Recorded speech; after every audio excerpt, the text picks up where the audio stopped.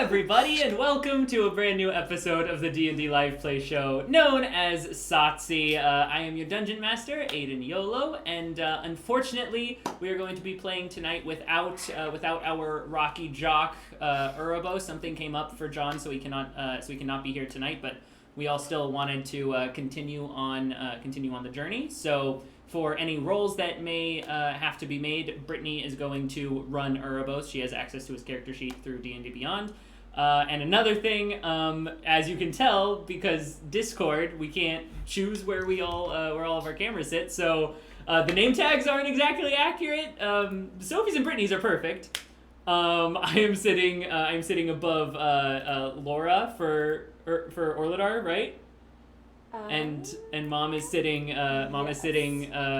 above John for Uroboros, and Ruthie's right in the middle of mine and mine and hers. So Yeah. Unfortunately, those are wrong. But Don't worry about it. but especially It's fine. as you're watching, it's pretty easy to figure out. Who's who. So yes, unfortunately, we are one player down. Go ahead and follow the channel. Go ahead and follow the Twitch channel if you want to follow along with this journey. Click that follow button. We play every Wednesday, 7:30 p.m. Pacific time. If you'd rather join along over on YouTube, you can subscribe to the Neverent YouTube channel, where every new episode is uploaded every Sunday at 12 o'clock noon Pacific time. You can follow myself at Neverent over on Twitter or Instagram to get the most up-to-date notifications on this show or any other streams. And lastly, if you want to post about the show and interact with any of us on the social medias, make sure to use the hashtag SOTCDND. That's SOTCDND, and I believe that's it. So, without further ado, let's go ahead and dive into episode 17 of SOTC. Previously, after the Shield of the Coast returned home to Waterdeep and walked into their tavern to their friend being held in a position ripe for Velfi to swiftly end his life if they were to try anything, Orladar offered himself to take Rainier's place for the evening after the party loosely agreed to Velfi's terms of them traveling up to the Sword Mountains to try and find and retrieve an extremely mysterious artifact that Velfi herself had little to no information on. Once the taproom cleared out for the night, Velfi oddly let Orladar out of his restraints and invited him over to the table, due to him effectively convincing her that he really wouldn't cross her, and he was, at the very least, the most eager out of his companions to help in her situation. An intense, to say the least, reunion then took place between Pyra and Velfi, with Velfi telling Pyra how much she missed her and how hurt she still was, because seemingly to this day she has absolutely no clue why Pyra would take off in the middle of the night and effectively screw her over. After Pyra kind of blew up in Velfi's face and stormed off upstairs to the rest of her friends, Velfi proceeded to tell Orladar how even though she could not bring herself to trust any of them and actually accompany them on this mission, as it were, she does still want to show them all that she is willing to, that she's still wanting to aid and pull her own weight, as it were. So she told Orladar of the 4 magical items that she would be lending the shield for this journey. But after Orladar made an extremely unnerving assumption about Velfi and Pyra's relationship, after they had both been referring to each other as sisters for the majority of the evening, Velfi put Orladar back into his restraints and gagged him for the evening. The next morning-ish, a little later in the morning, Velfi gave the shield the map that she had of the Sword Coast, with the section of the mountains where this item is rumored to be located marked for them, as well as the section of the Neverwinter Woods where she last knew her party to be marked as well. The Shield of the Coast then left Rainier behind once more and set out to do some quick errands before leaving the city once again. They retrieved some more of their gold from their accounts within the city. Everyone purchased a riding horse and their own personal professional mountain climbing gear. Zoria and Orladar picked up some more spell components. And then they stopped by the Palace of Waterdeep to not only drop off the head of the beast that Pyra had slayed over on Altera, for Barnabas to study, but also decided to fill Leyrol in on the new type of energy known as dunamis, and with it, its brand new school of magic, dunamancy, that they had discovered in this strange notebook. And after Leyrol asked for it, Orladar graciously handed over the notebook for her to study and look into, and with that, handing over any chance he might have had to learn or glean anything more from it for the foreseeable future.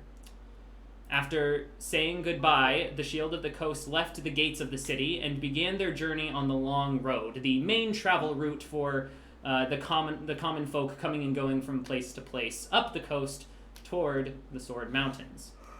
And as they set up camp for their first night of rest out on the road, having a quiet and uneventful night's sleep, the sun begins to rise early in the morning now, well into the summer months here on Faerun, but still dimmed out by the constant blanket of clouds overhead.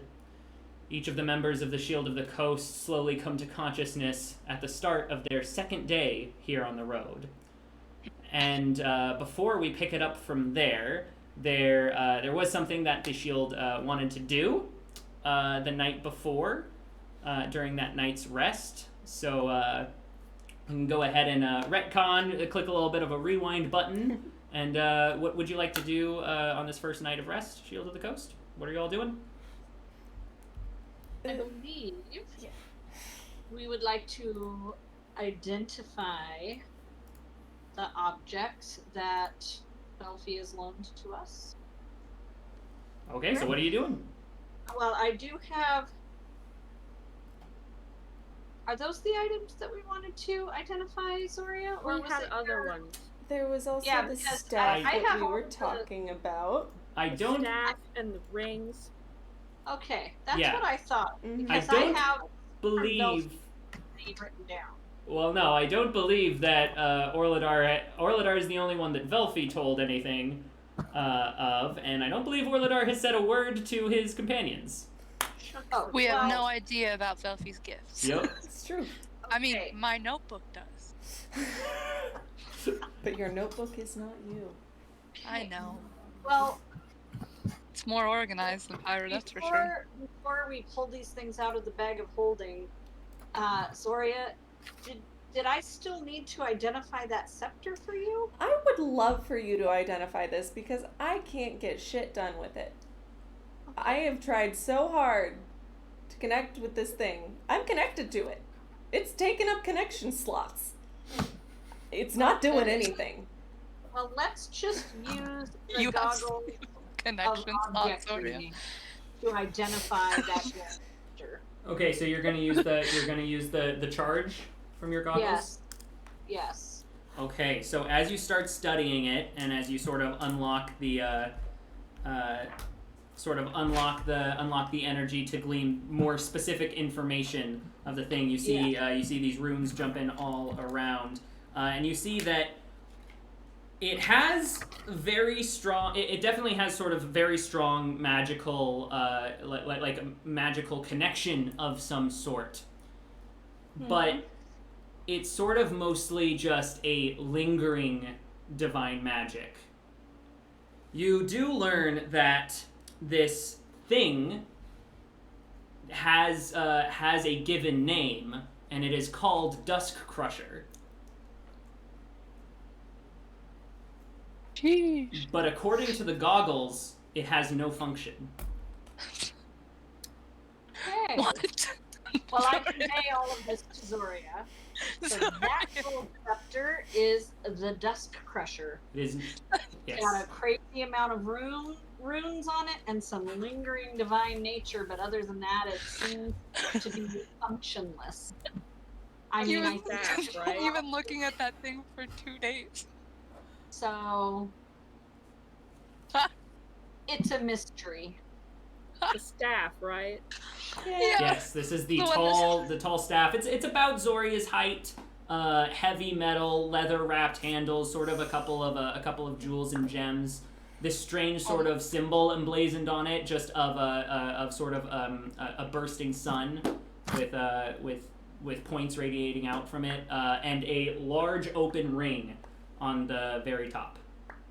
Man, sorry, it almost looks like it was like made for you or something. It's really sucky. You can't Yeah, get it to work. Yeah. just mystery, but I think if we look at the shape of it and its name, maybe it will provide some light when we're in the dark. But Is it's it not dark? We're in the functional, dark right now. The sun is down. Yes, it is very, very dark. You all are just... Urbos is sort of just sitting in the dome, I'm assuming, which is sort of dimly lit. Yes. And Urbos is sort of already getting ready for bed. Zoria says, I could do this with it, and holding it in one hand, she casts light on it. The entire thing just goes poof. Urbos How'd you do grumbles that? and rolls How'd you do over, that? puts a blanket over his, There you go. his eyes. I The staff cast- seems to be working now. I cast the light spell on it. Well, I that don't know how any of your mumbo serves a jumbo function. works. There you go. It makes a nice torch. Go ahead and Is mark that gonna off be that super charge, bright, though? Orlidar. Yeah, I did. I don't know 'cause if it's working on my thing. It's nighttime in the forest. Is there any way you can end with the light spell? Yeah. Zoria ends the light spell. Thanks. Not that it wasn't cool. You hear a couple of rustles from the trees, like... Birds. I bet you that was Mayhem falling asleep again. Oh my god. All I'm gonna right, look and out the then- dome at my horse. Is he asleep? Mayhem is out. His head is just sort of like, just... That's as he's still fine. standing. I'm just we gonna have, give up. So I'm gonna pull these items out of my sack. Where I don't think they were out were of they your in the bag sack. of You holding? reach into your sack and they are nowhere. They are not on your Oh, person. they must be in the bag of holding. Let's look in the bag of holding. Sorry, I believe. Should we turn it inside out and dump it all out and see what all we actually have in there? That would be That's a bad idea. Zoria, or have you been keeping track of what is actually in the bag of holding and what is on your person? You see, I have. Oh no. But I don't have it all written down in one spot. It is written down throughout my Oh. entire notebook. Maybe this would be a great place to help Zoria clean that up. No, don't I can dump make it a out. whole new. The fact. Okay. Brittany. Well, I mean, basically, I just have to Really stick my fucked hand up. inside of the bag and Yeah, put Orlidar's item, the only right? one who Yeah. knows what the items look like. Okay. Okay. Yeah, but if you flip So- it inside out, they all So come out. Delphi put a few items they in here all to come help us out. out. So this is What do you pull out? This is the Cape What? of Mount Blanc. Bank? Mount Cape Bank? of the Montebank. Montebank. Yes. Montebank. Cape of the Montebank. Okay, so you pull out the cloak first.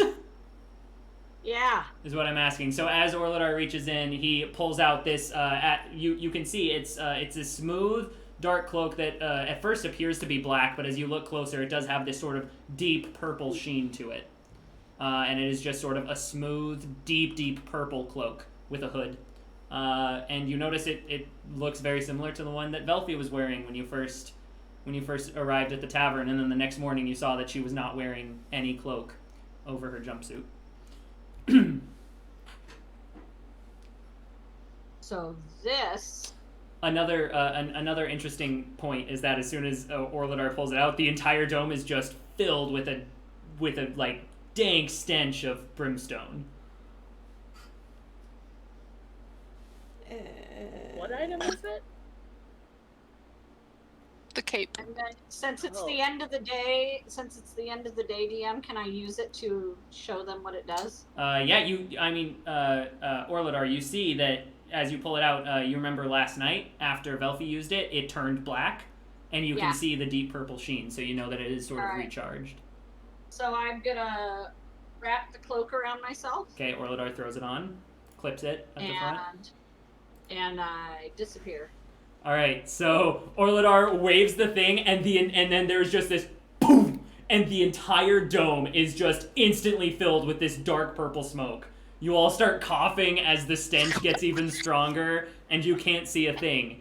And as he does that, you notice that the dome actually disappears Fuck. and disperses, and all the smoke goes. Orlidar, where do you dimension door to?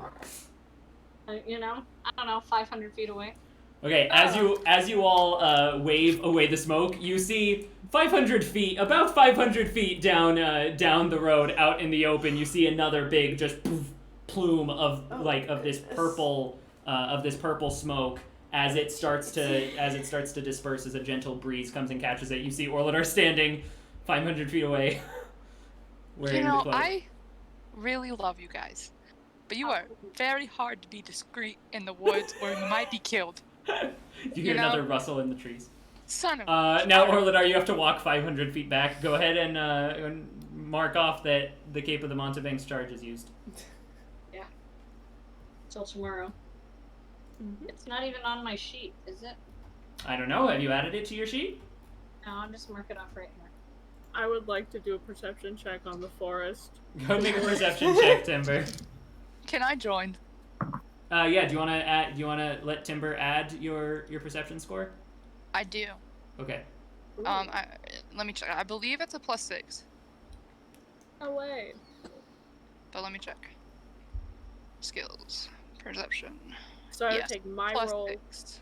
plus my plus Mm-hmm. and Plus my Pyra's. plus. Yeah. Yes. 21. 21. Nice.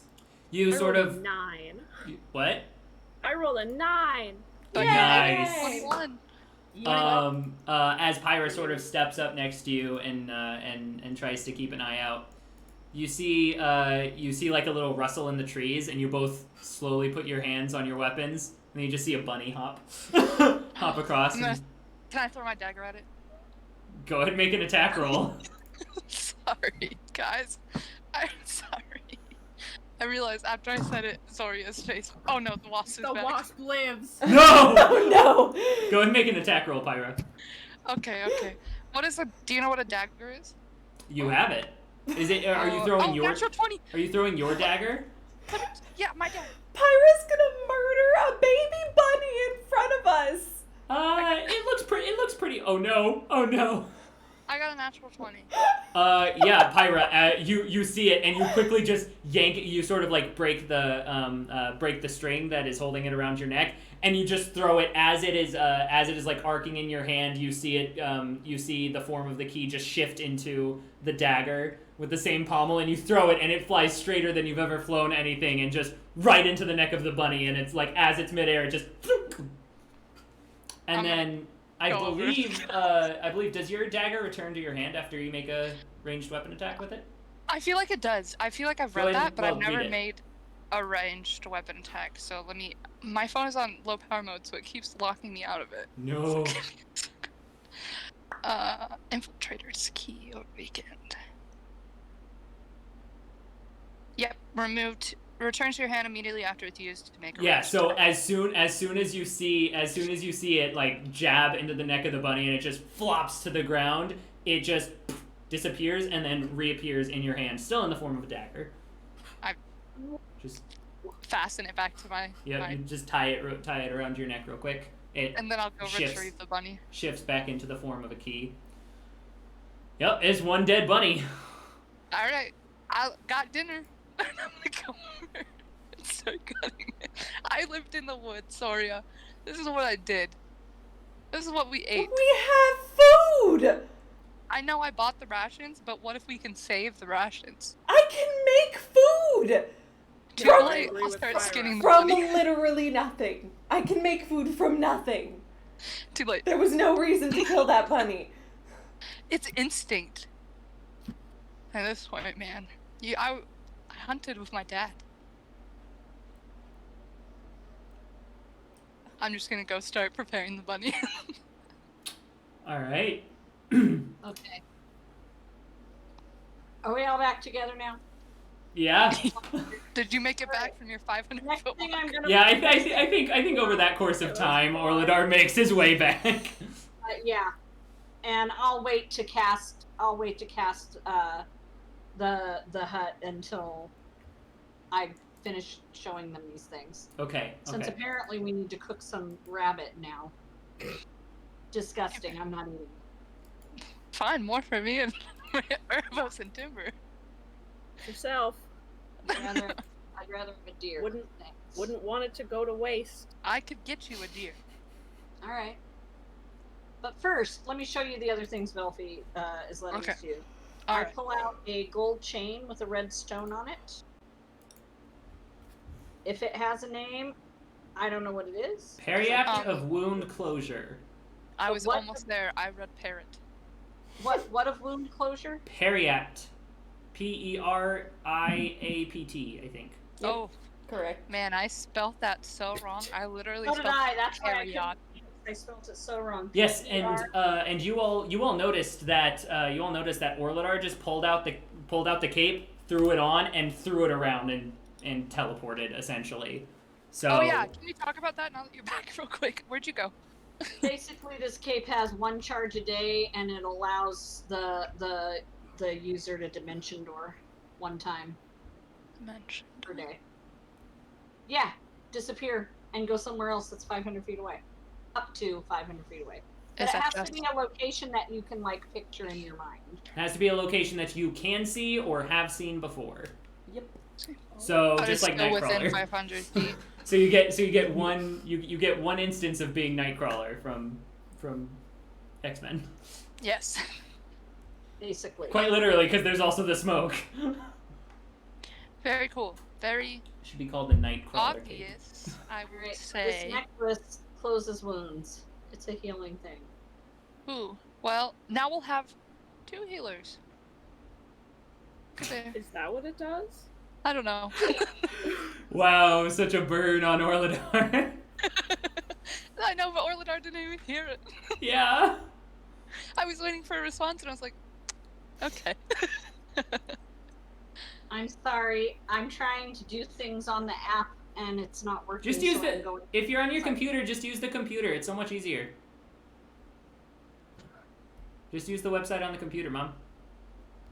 Okay, I'm doing it. I can't believe I Yeah. just rolled a natural 20 to kill a bunny. You know that video where Markiplier is playing the video game, or that girl's playing the video game and someone shoots the bunny right after she said, "Oh, cute bunny." She goes, Yeah. You seen that video? That was yeah, so I funny. have. Yep. Yeah. I love my job here.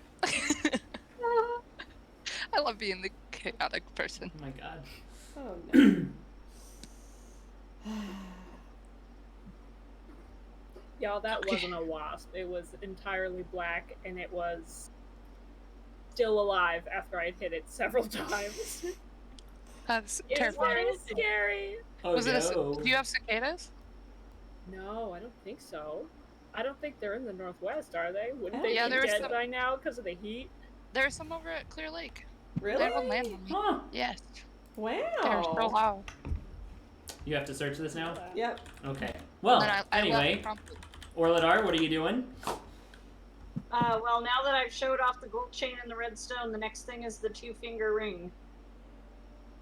Okay, so are you just setting these things in a pile? Yeah, well, I'm handing that, like, I was To handing who? the gold redstone to Zoria. Okay. Orlidar just holds out the chain necklace, Zoria. Do you take it? I mean, I don't think I need this the most out of everyone, but I'll take it if no one else Zoria wants can. I wanted you Zoria to can hold already it. cure. Okay. it. Oh, okay. I was like, Zoria Yeah, can I'll hold cure- it. Okay. Zoria, hold that and Good take job, Ruthie. Next, Orlidar reaches in to the bag and pulls out this sort of. It's flat on top, and then it curls around either side, and just sort of curls in inwards, and it's just this gold, this deep gold with like tiny thin runes etched into like all around the entire perimeter in 2 lines. What does this do? Yeah, Orlidar's just pulling these things out. He's like, this is this, and not really explaining anything. Cool. Yeah, I'm so sorry. I'm so sorry. The red chain. So it basically said the gold chain with the red, the Periapt. periapt of wound closure. While you wear this pendant, you stabilize whenever you are dying at the start of your turn. In addition, whenever you roll a hit die to regain hit points, double that number of hit points it restores. Give it to Orlidar. Give it to Orladar can yourself, heal. Orladar. Orladar, can you heal? Or no? I don't Orladar. actually know. Orladar think can Orladar How many can heal. times has Timber had to save my life? I think you should keep it. Yeah, I Alright. think you should hold on to it. Okay. Probably a good idea. Yeah. Alright. Yeah, Orladar's cast Cure Wounds. Saved my ass before. I couldn't remember. Uroboros rolls over and he says, "Yep, I can definitely confirm. Orladar saved my life I guess I'm the only one that goes to Zoria. many times in the cave." Cool. That's right, I got my own personal healer. Yeah. I've healed other people than you. You're just always the one in the middle of all the shit. Yeah, honestly. Because I don't give a I just run in. Because you go into the middle of the shit. It's literally my job. Zoria, I think you should wear this ring. What is it? It is a ring of spell storing. Ooh. Yeah. What spells are already in it? Wear it? That's what I'm trying to see. Maybe, can somebody who isn't a magic user? That's use over this? half of your party. So This ring stores spells cast into it, holding them until the attuned wearer uses them. The ring can store up to 5 levels worth of spells at a time. When found, it contains 1d6. yeah, she already told you what it contains. Right, which is What is haste, it? Ooh. shield, and disguise self. That's fun. And it increases spells arcane energy. Did I What? take those notes right? What? No. I don't have that one. Oh, I'm just reading the notes that I took. No? I don't. What is the note? What did you just say? What was the last thing you just said? Increase spells arcane energy. I Actually, don't know where you got that. I have written down don't either, but I amplifier wrote it. for spellcasters. Yeah. Yeah. I mean, Yep. it holds them so No, you can cast more things. Yeah, in the future. Velfie told you that any spellcaster can cast a spell into it to store it, Mhm. and anyone and whoever is attuned to it can then release that spell.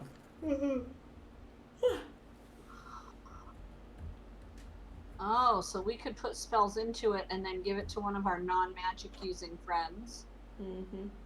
and have them be attuned to it. Oh, that's a good idea. That is a good idea. And then the last thing is some stone, and I don't. Is it an Ioun stone? I don't know. Is that Is what it you had written down? IUNE? I did IIN. IOUN. Yep. I actually got it this time. IOUN. It helps you be stronger. Well, not stronger, but like take more hits. I think is how I it was just have described. defensive shield written down, so I'm assuming that's the protection. Helps with armor class or 10 hit points, maybe, is what I wrote down. I wrote toughens your skin.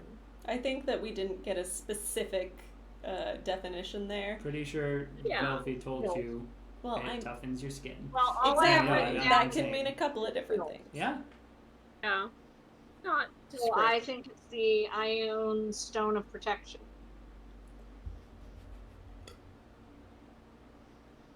Yeah, it orbits your head. But anyone can take it. Yeah. But anyone can take it. You can just Enemies snatch can it out just of the air. snatch it. Who wants to wear the Iron Stone?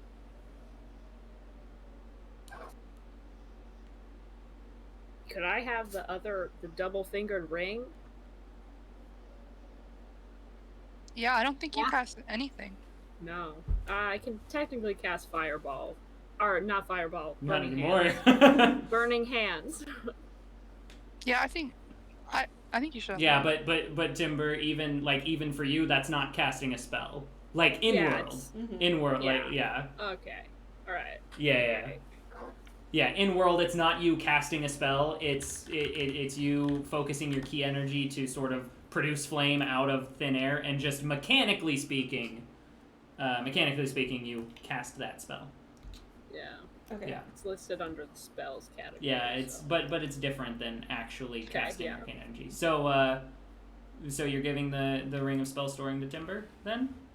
Mm-hmm. I think Oh, so. but wait, someone has to charge it for No, me. it's already charged, and it has a really good spell for you in it right now. Yes. Oh, it says it requires attunement. It does. Yes. Yeah. I think everything does. Maybe. Oh, yeah, that's right. Everything except the stone. No, the stone requires attunement. It I literally thought just the said stone. Orlidar just grabbed the cape and activated it. So that Oh, does It takes not. an hour to attune to anything. Mm-hmm. I Well, thought okay. that 3 out of 4 of them required attunement. Yeah, everything but the cape. Okay. So that means the Cape stone does not. requires attunement. Yes. So Everything no one, but the cape. no one can just snatch it. Well, they can snatch it, You can steal it. but Oh, they can't yeah, use you're it right. immediately. Like, it's gonna be floating around your head like a Simbab Yeah. or whatever. Yes.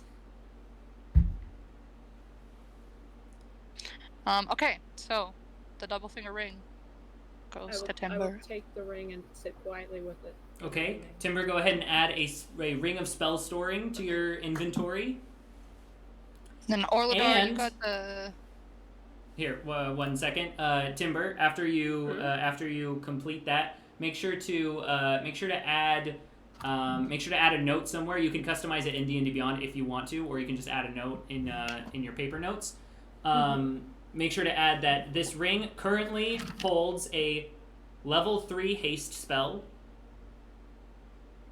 Yeah. a level 1 shield spell, and a level 1 disguise self spell. So it is Alright. chock full. Cool.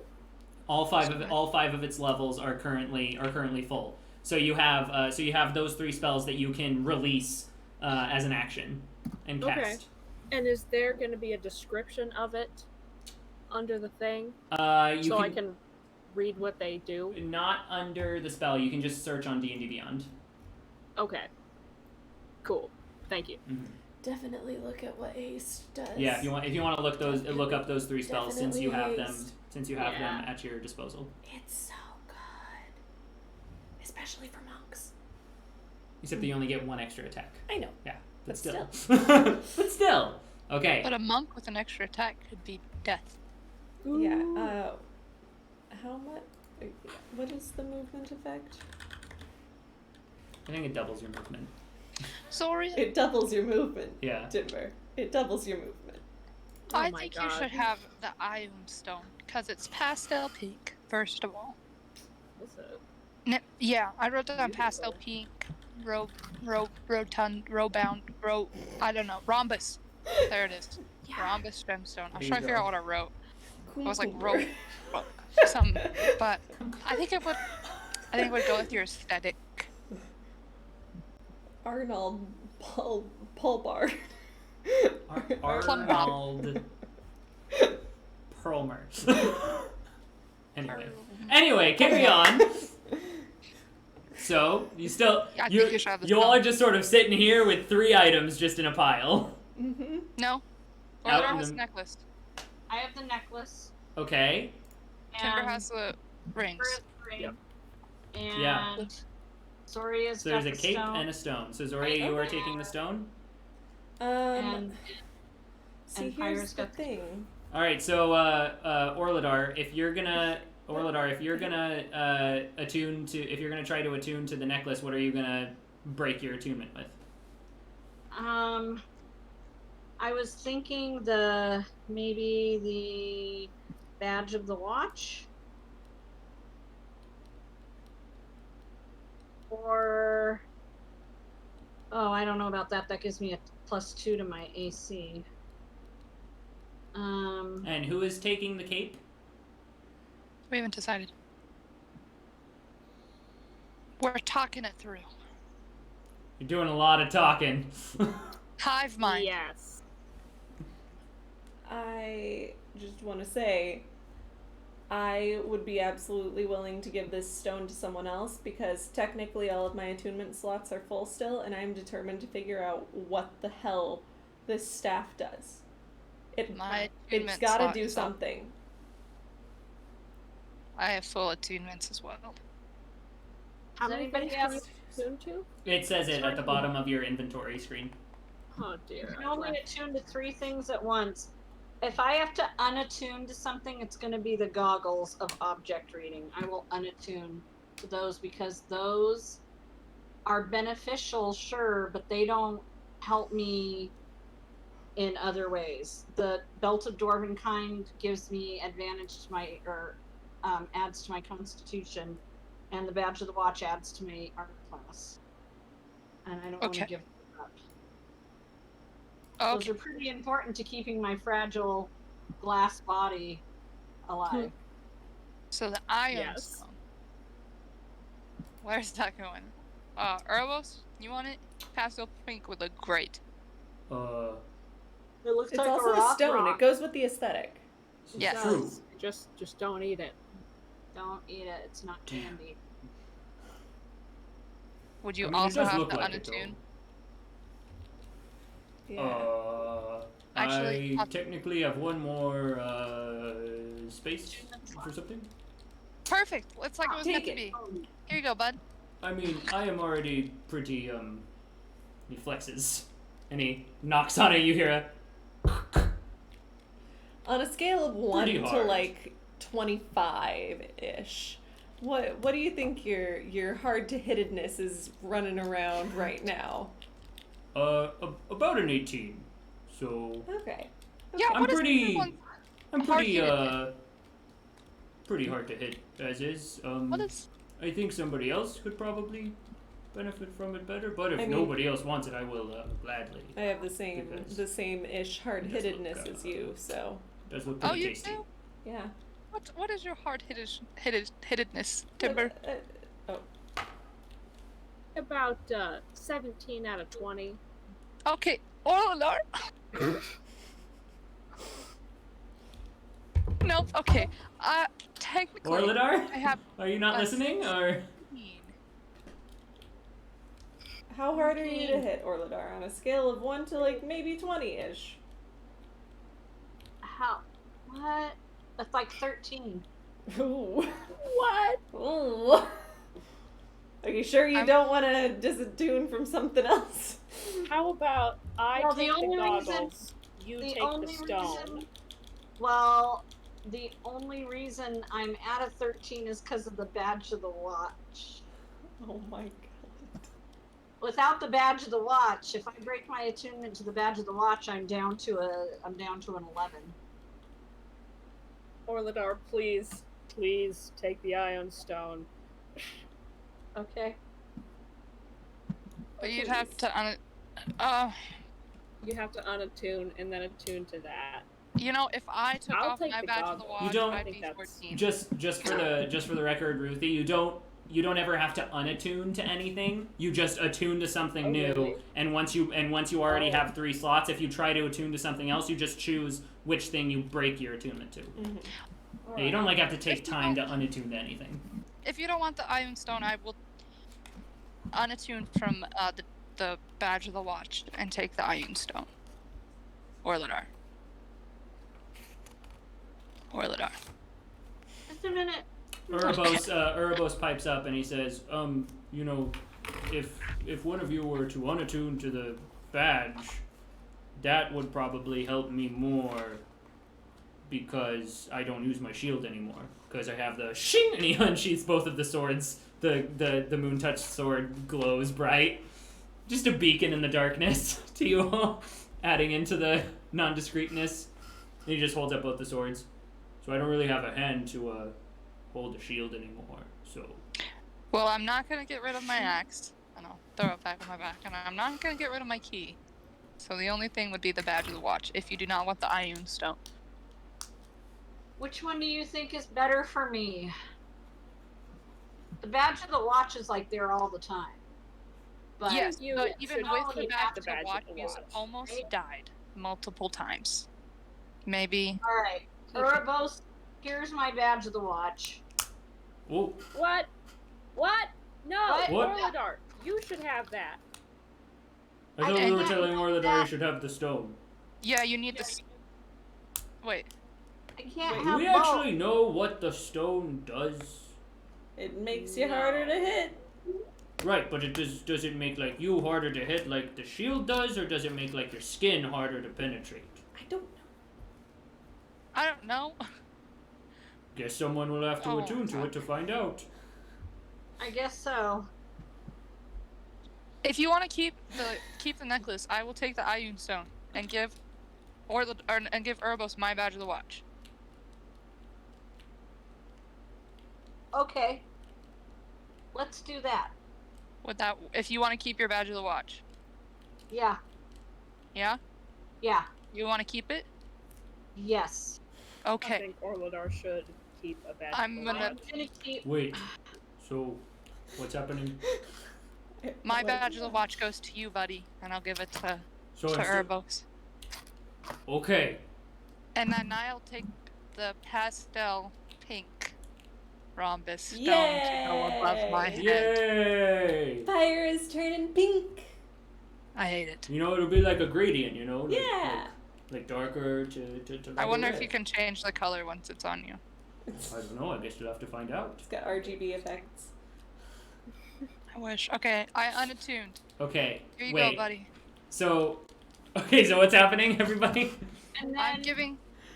Okay, so Pyra's gonna spend this beginning part of her long rest attuning to the Ioun Stone, and you are Yes, going to lose right? attunement to the Badge of the Watch.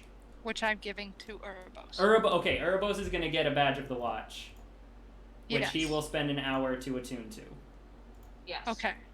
And And then then you have and the then- necklace. Orladar is going to give the goggles of object reading to Timber. Okay. So Right. Timber will have to spend 2 hours. I'll say this Attuning is at the end of your day. You're all pretty tired. Timber, you're gonna have to choose one to attune to this long rest, and then you can attune to the other one during your second day of travel. You should think I'll do- definitely attune to the ring first. And Yeah. then I'm gonna attune to the necklace. I'm Okay. gonna spend an hour attuning to the Okay. Yes. the So Terra app or okay. So Orladar, remove the goggles and remove the goggles from your inventory, and you can add a periaptive wound closure. Timber, Yes. go ahead and you already added the ring of spell storing, right? Yes. Okay. But it doesn't on my D&D Beyond sheet. It doesn't require attunement. That is incorrect. So Ah. just make a note somewhere, and then Okay. that might just be a bug that will get fixed later. And then go ahead and add goggles of object reading to your inventory. Got it.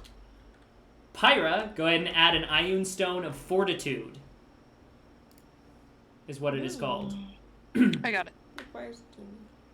And then Alright, Zoria, guys. did you not take any of this stuff? I have not changed anything. Okay.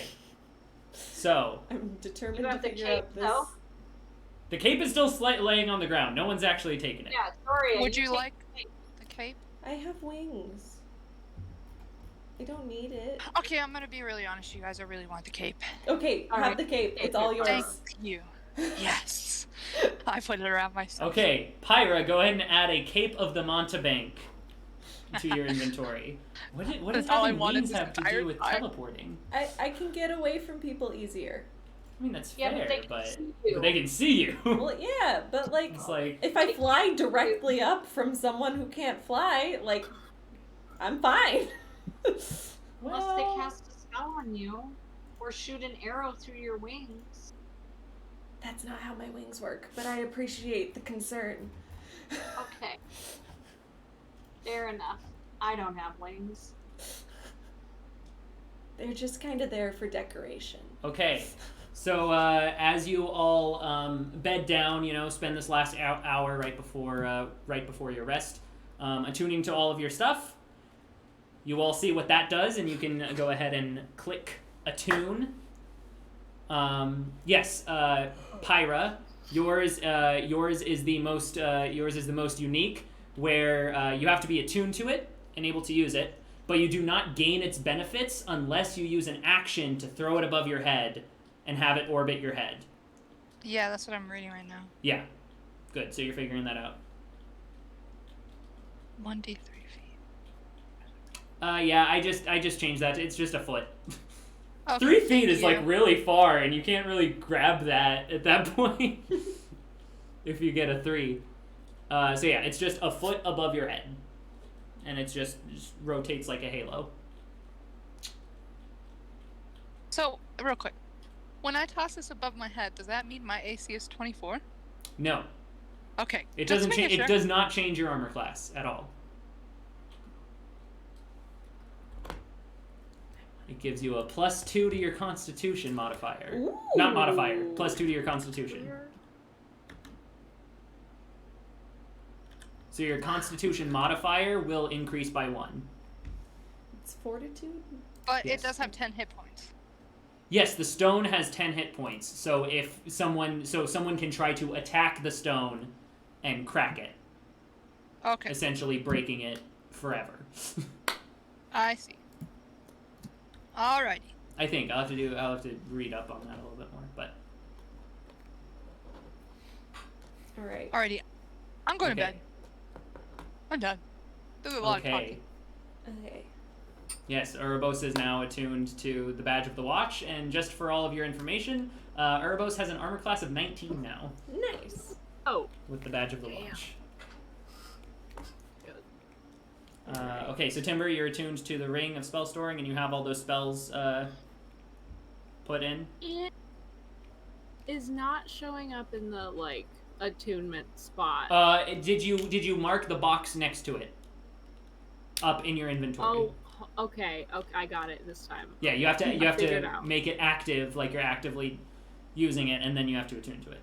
In the bottom. Yeah, I had to hit use. Yep. It's fun. You Okay. figured it out, right? Yeah. And you have all those spells noted? Yeah. Okay. Just got it figured out. Okay. I have them noted right here. Yeah. Okay. Once we're done with Oh all yeah, of no, that, I have them written down, but I don't know what they do. Okay. Orladar, did you add the Periapt and you're all attuned I did. to that? And yes, and I removed the goggles because I gave them to Timber, and I'll Good. wait until we are all done with all of that, and then I will spend 10 minutes casting. I think it takes 10 minutes, right? It should take 11 minutes. I think it takes 1 minute Uh, to cast with a spell slot. 10 minutes. Or, Yes. yeah. 1 minute to oh, cast, right? It's only 1 minute. Yeah, it's not 10 minutes. Yeah, It's so only- it takes 11 minutes for you to cast as a ritual. Yeah, but I'm using a spell slot. Did you prepare it for today? Yeah. Okay, good. Sure did. Okay, mark off that spell yeah, slot, but and then, It only lasts for 8 hours, and we need 8 hours for a long rest, right? yes. Yeah, so go to bed. So go to bed as soon as I cast this. Yes, and you Seems all like- can.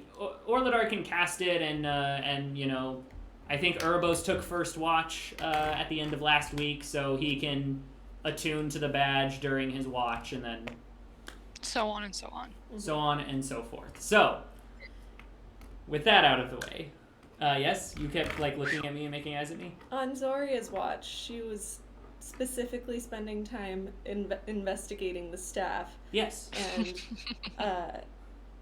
would kindly request that the DM consider allowing her to make a check. Go ahead and make an investigation check. All right. You really are rude, Hayden. I'll say investigation, history, or religion. Investigation, Poor history, or Sophie. religion? Even though we did already go over this last week, but What do you mean? I feel so bad. you feel so bad. I do. Oh, Sophie. A natural 20 plus 5.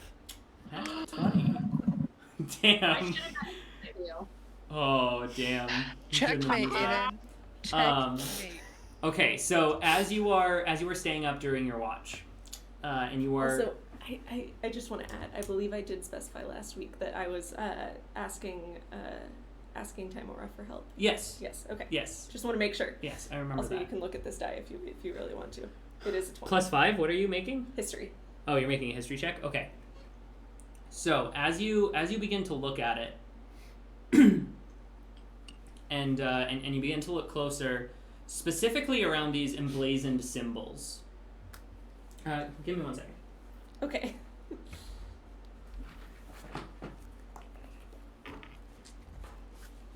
Let me find something.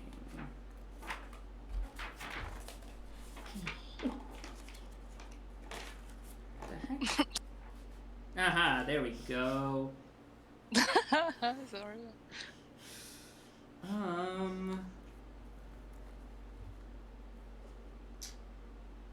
Laugh so hard. If he's like, you can't understand what it says. No, I'll give you something for Sophie would crack. She'd lose it. Wait, what the hell?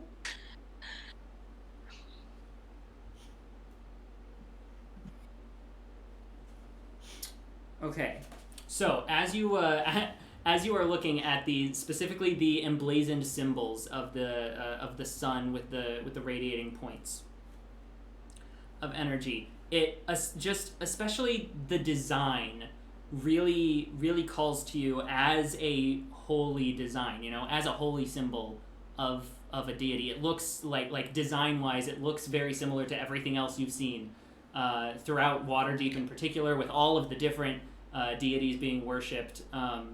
It very much looks like a holy symbol design, but you're thinking back and you're trying to go through the lists of gods and goddesses that you know, and you're trying to tie anything you can to the sun or the morning or light itself.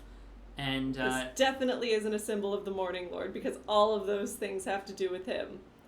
And you think about it, and his symbol is something different. It's not this same symbol. It is a different symbol, you're right. Yeah. Exactly. Yes. That's what I'm saying. Is like you've read about this. You've heard about it from other holy people that your dad has had over at the house. That just other temples throughout Waterdeep. That's obviously the first deity that comes to your mind, but it's a very different symbol. It can't even be mistaken as that same symbol. And you're going through and you cannot tie the symbol to any single deity that you know of. Tymora, I'm gonna go insane. Please assist.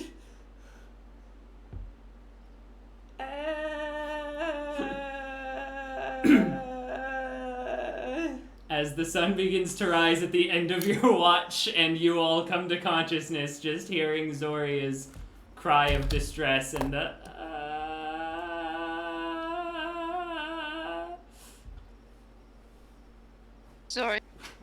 Zoria, what's wrong?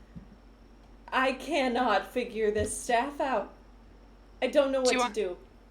Do you want Would you help? like me to? You want some help? Yeah, that would be great. Okay.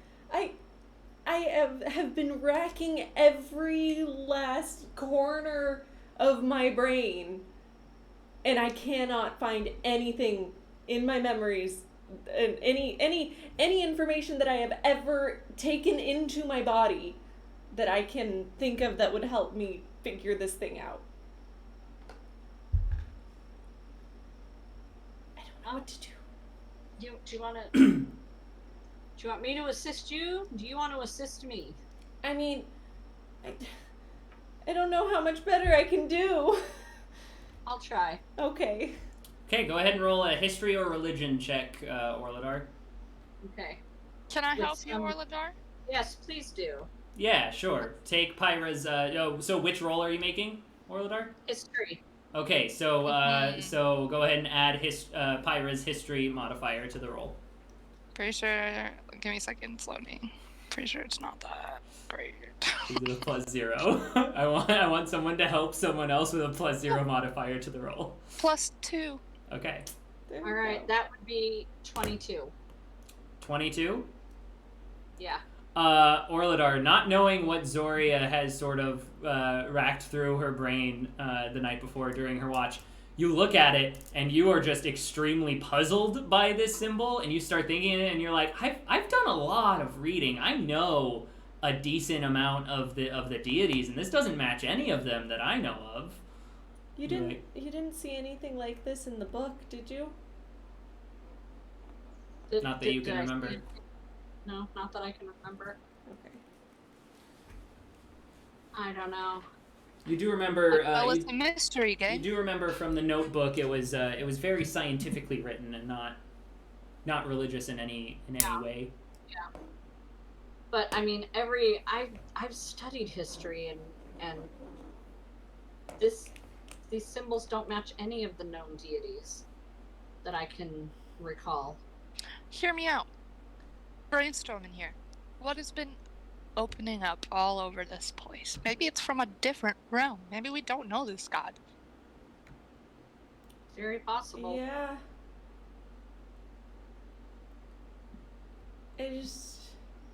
How do I ask a god for help that I don't know?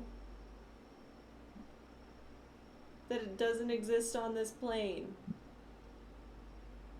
Well, one day we might make it to that plane. Where life is heading right now, to be perfectly honest with you. Okay. Zoria. Zoria, Just let's try again tomorrow. okay. Yeah, we'll keep trying every day. Okay. Okay. I'm gonna go get the horses ready. Okay. All right, as you all pack up your little encampment, load the packs onto the horses' saddles, and you hit the road for your second day of travel here on the long road. I would like to be watching. Okay, go ahead and make a perception check.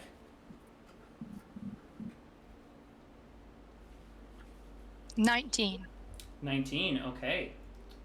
So setting off from here, from this little just section of clustered trees, and heading your way up the long road. Pyra, this is you're traveling through sort of like a wide open area of the road. There, like you pass a few stray trees every now and again, a couple of little hills, maybe some larger rock formations. But so far, you don't notice really anything out in the open. No sort of predators or anything like that.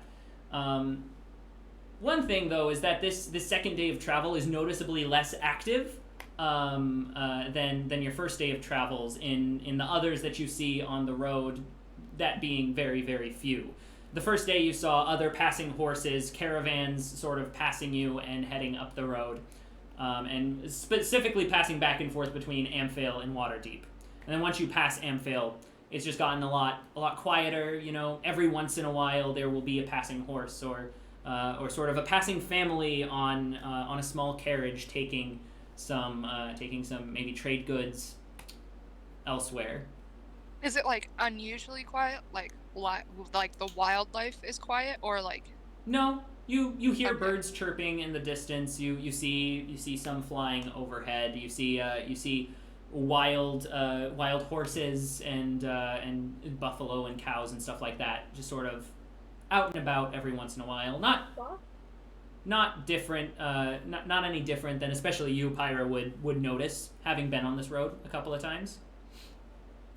Okay. Just you are on the quieter stretch of road, not being any large cities or even smaller townships on this stretch Can I? of the Would long you road. possibly let me, while we're on this travel, because I would like to keep Mayhem for as long as I can. I'm gonna be perfectly honest. Oh yeah? Yes. Please don't kill him, Aiden. I would like to, on this ride, start training him to alert me when he notices stuff. Wait. Oh, Mayhem. Mayhem, I was my so confused. I was like, what do you mean you want to keep Mayhem? Mayhem, my horse. I totally forgot. I thought you were like, you just want to keep the energy around you.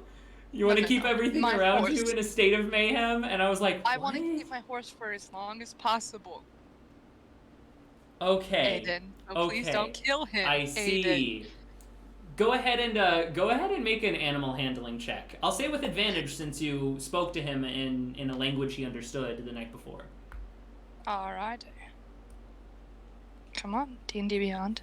Scroll for me. Oh, and look at that, I got a +3. That is 18 plus 3, 21? 21. Yes. 21. Thank God the other one was 5.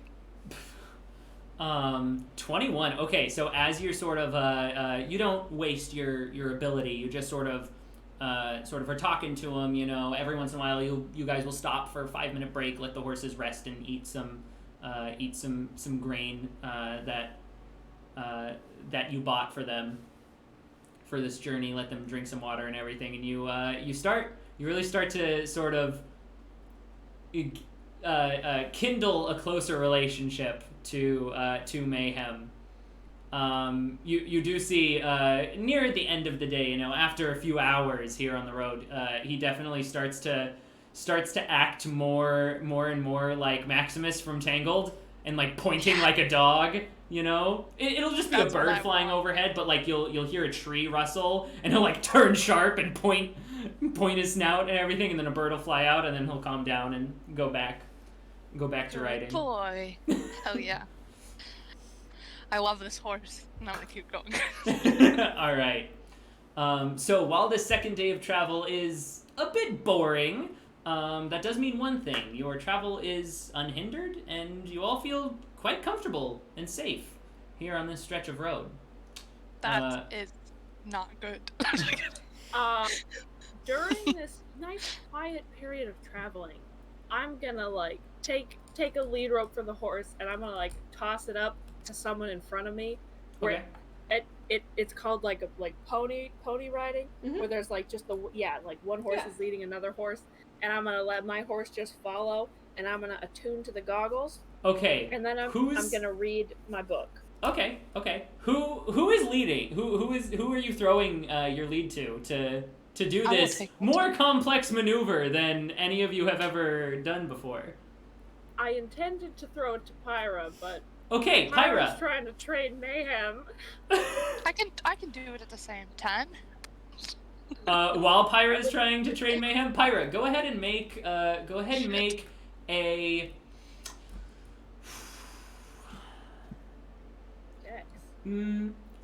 and make an intelligence check with your proficiency bonus, since you are proficient in land vehicles, correct? I am. Yeah, go ahead and make an intelligence check with your proficiency bonus. Also sea vehicles. Yeah, you gained that on the sea. You didn't say with advantage though, right? No, actually with disadvantage, because you were also trying to train Mayhem. Thank you for reminding me about that, though. Okay, that's 17. With disadvantage. Yep. Okay. So Timber, especially near the beginning, it's a little bumpy, you know, a little hard to really focus on these goggles.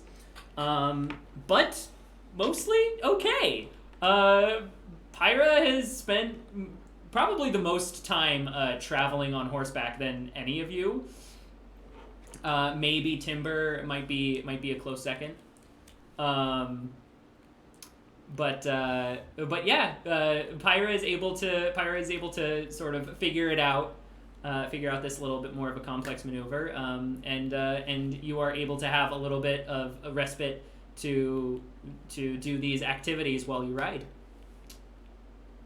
Is there anything else you all would like to do? Any more conversations you like to have while on horseback? Nope, not for me. I'm just pushing through, keeping my eyes on the tree line. All right. So, as you all push through this second day, you eventually make it alongside this section of forest, right at the base of this of the northern section of Sword Mountains. Where are we? You are right about here. Oh, perfect. So, do we want to sleep here tonight on the edge of the forest, and then tomorrow morning just cut through this forest towards that section of the mountains? Well, honestly, if we're at the base of go all the of the way mountains, around? I think that our best bet might be able to get into a cave where we'd have something behind us.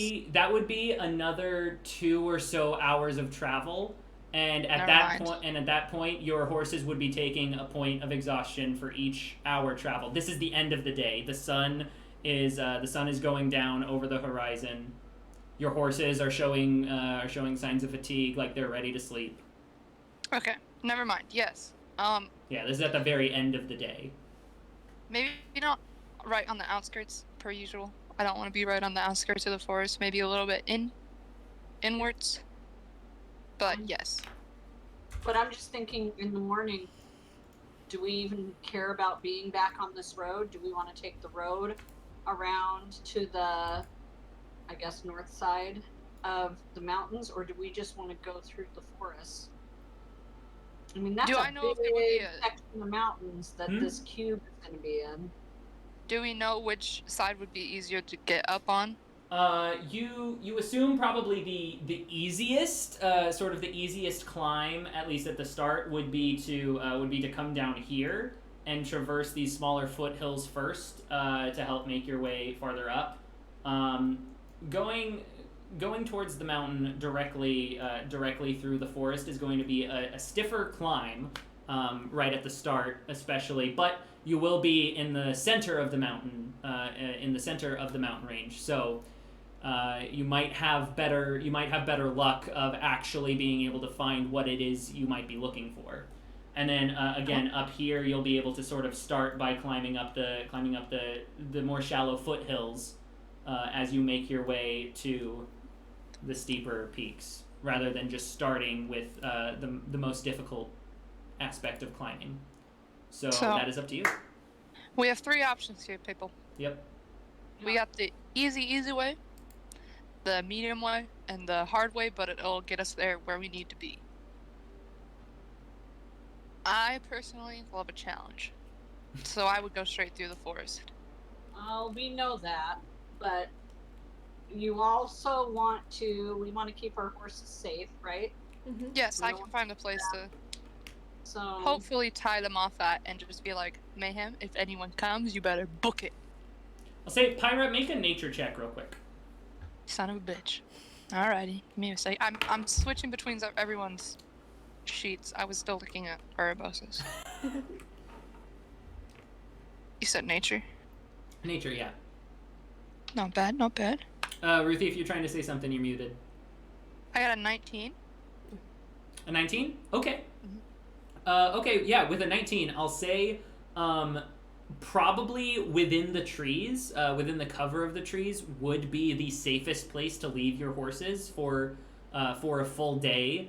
Maybe day and a half of you all traversing the mountains, especially because farther down here in the foothills usually is where maybe more wolf packs or mountain predators like to roam and pick off some creatures, and especially sort of this section of forest is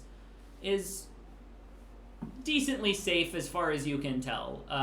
There are no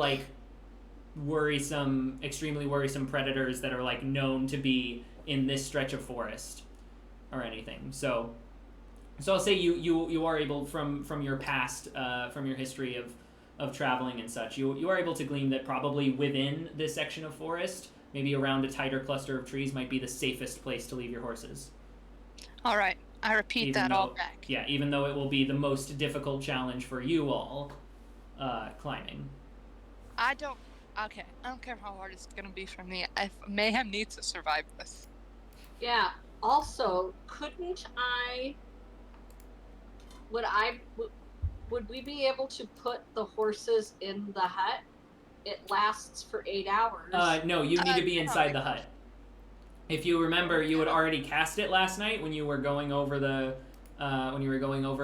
items, and as soon as you teleported outside of it, the dome collapsed. I thought that was because I cast magic inside the dome. Nope, it's because you left its area. Also, it's small. The horses would be one horse can fit in the dome. Or maybe 2 cramped or something. But not 2 horses in Orladar. I think just leaving them in the forest. Just a thought. They'll be okay. I have full confidence in us that we can make it up this mountain. So are you just sort of camping? Are you all making camp in this section here off the road? Yeah. And Yes, beginning, in the trees a bit. Yep, beginning your way into the forest. Is that what I'm hearing? Yeah, I think we should stop at the edge of the forest maybe, and then work our way in tomorrow when we have. Yeah, no, I just meant where I circled on the map. Oh, okay. Yes, then yes. Oh no. Yes. What? And you can't hear it. everyone. Everyone. Never mind. Rude ace. You getting out your cleric spell cards? Yay. Nice. Alright. Ruthie, were you trying to say something? I think so. I have no brain. It's Oh, no. 90 degrees in here. Oh, I'm no. jelly. Oh no, I'm so sorry. It'll cool off soon. The sun's going down. Yeah. Okay, well. What do you all do to sort of set up camp here Gather firewood. in the woods? Clear I space want for to the look horses. around for a bunny. For food. I want to go hunting for while everyone's setting up for a bit. You Just wanna go around. hunting? Okay, just nearby. make a survival check. Okay. I've never done that before. Let me check. Yep.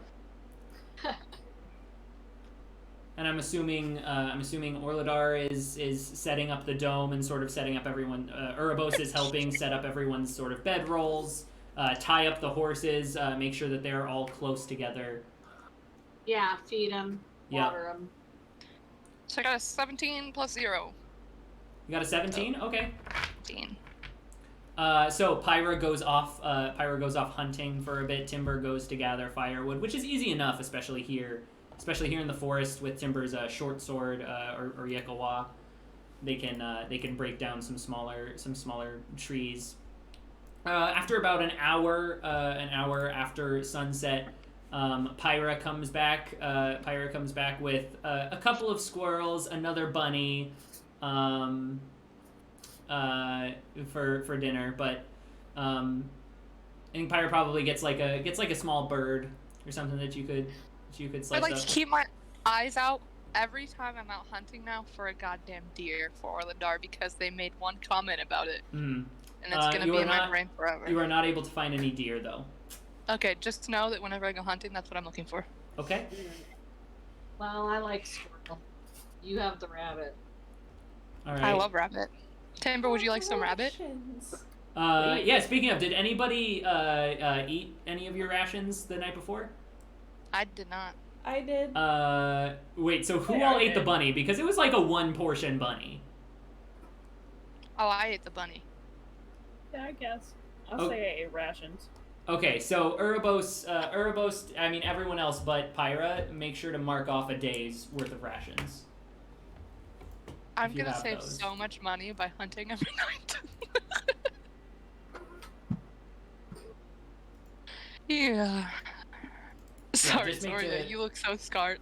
Just make sure you keep track of that, and then if you're not going to eat the food that Pyra hunted, I'll say Pyra did hunt enough food for everyone to eat without expending rations. But if you choose to not eat any of the food that Pyra hunted, make sure to mark off another day's worth of rations for this night.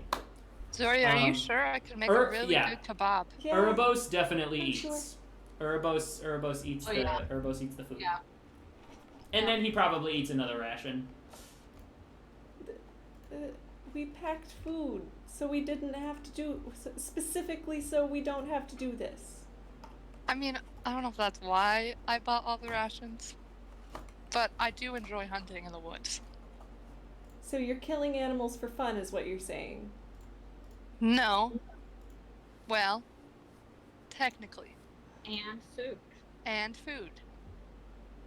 I'm eating them. So it's not are you- wasteful. Are you saying that you wouldn't be doing this if it wasn't fun for you? No, because I can sell the pelts. I'm keeping the pelts. I'm doing this for money, Zoria. Do you know me at all? Yeah, I mean, yeah, but also you just, I'm just having trouble wrapping my mind around this whole wanting to kill animals thing, just because you think Okay. it's fun. If you grew up the way I know we both had two very different lives, We did, yes. right? I hunted my food because that's all we got. That's great, and I support it's that my 100%. pastime. I'm still gonna do it. I understand that you don't like it. But, okay, it's fine. It's fine. I will not.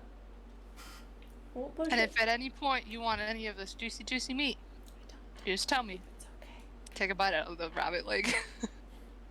I don't feel the need to unnecessarily kill animals. I'll eat animals, but I was don't about to say, feel is the- Zoria a vegetarian? No, Zoria is not vegetarian, but Zoria does not feel the need to seek out and kill extra animals. It's a circle of life, baby. The circle of life was completed when we bought the turkey. Oof. Some sisterly Anyway. discourse.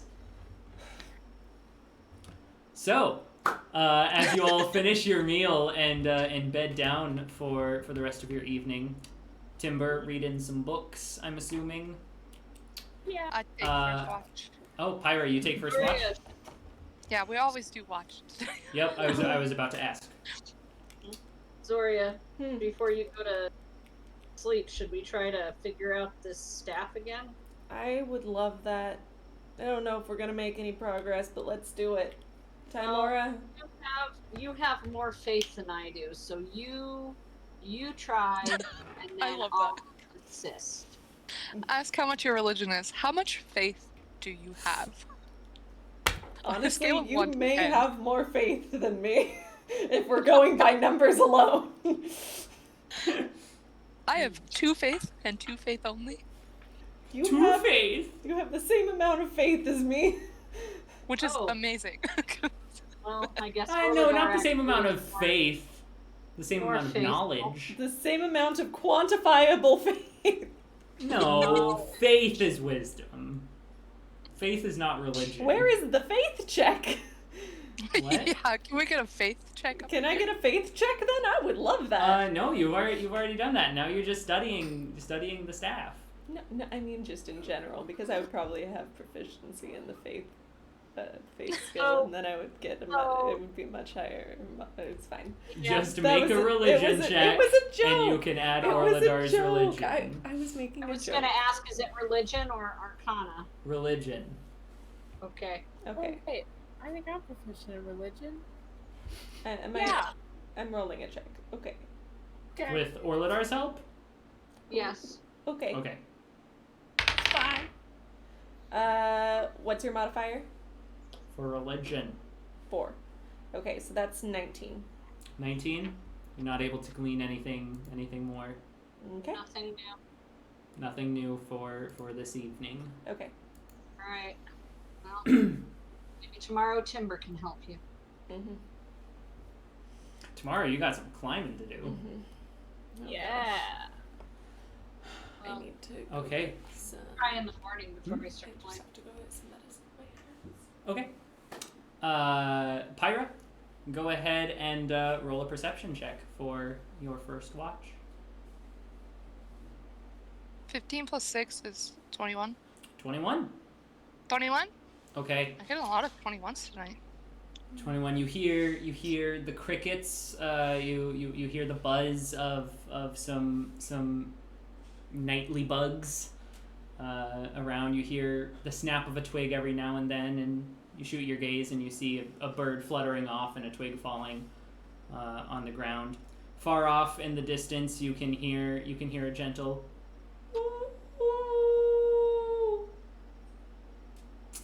far off. But your watch comes to a close. Relatively uneventful. I'll take second. If there's anything you want to do, Pyra? Actually, I will sit with Mayhem and train him more. A little Okay. bit more. Okay. Pyra. During your watch, actually, now in the middle of the night, you hear in your voice, "Hello, sis.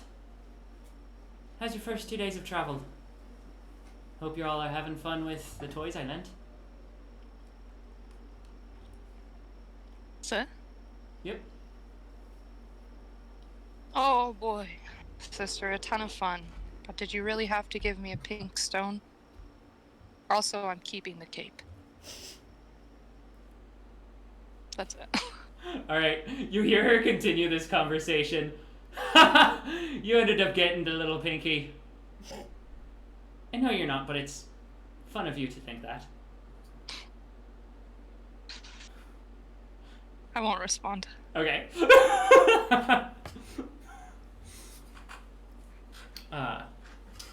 Zoria. Yes. So, as you all are bedding down for the evening, your eyes, you begin to rest your eyes and calmly drift to sleep under the cover of the trees, but even still through the holes of the canopy, the uncomfortably starless sky above, because of the blanket of clouds.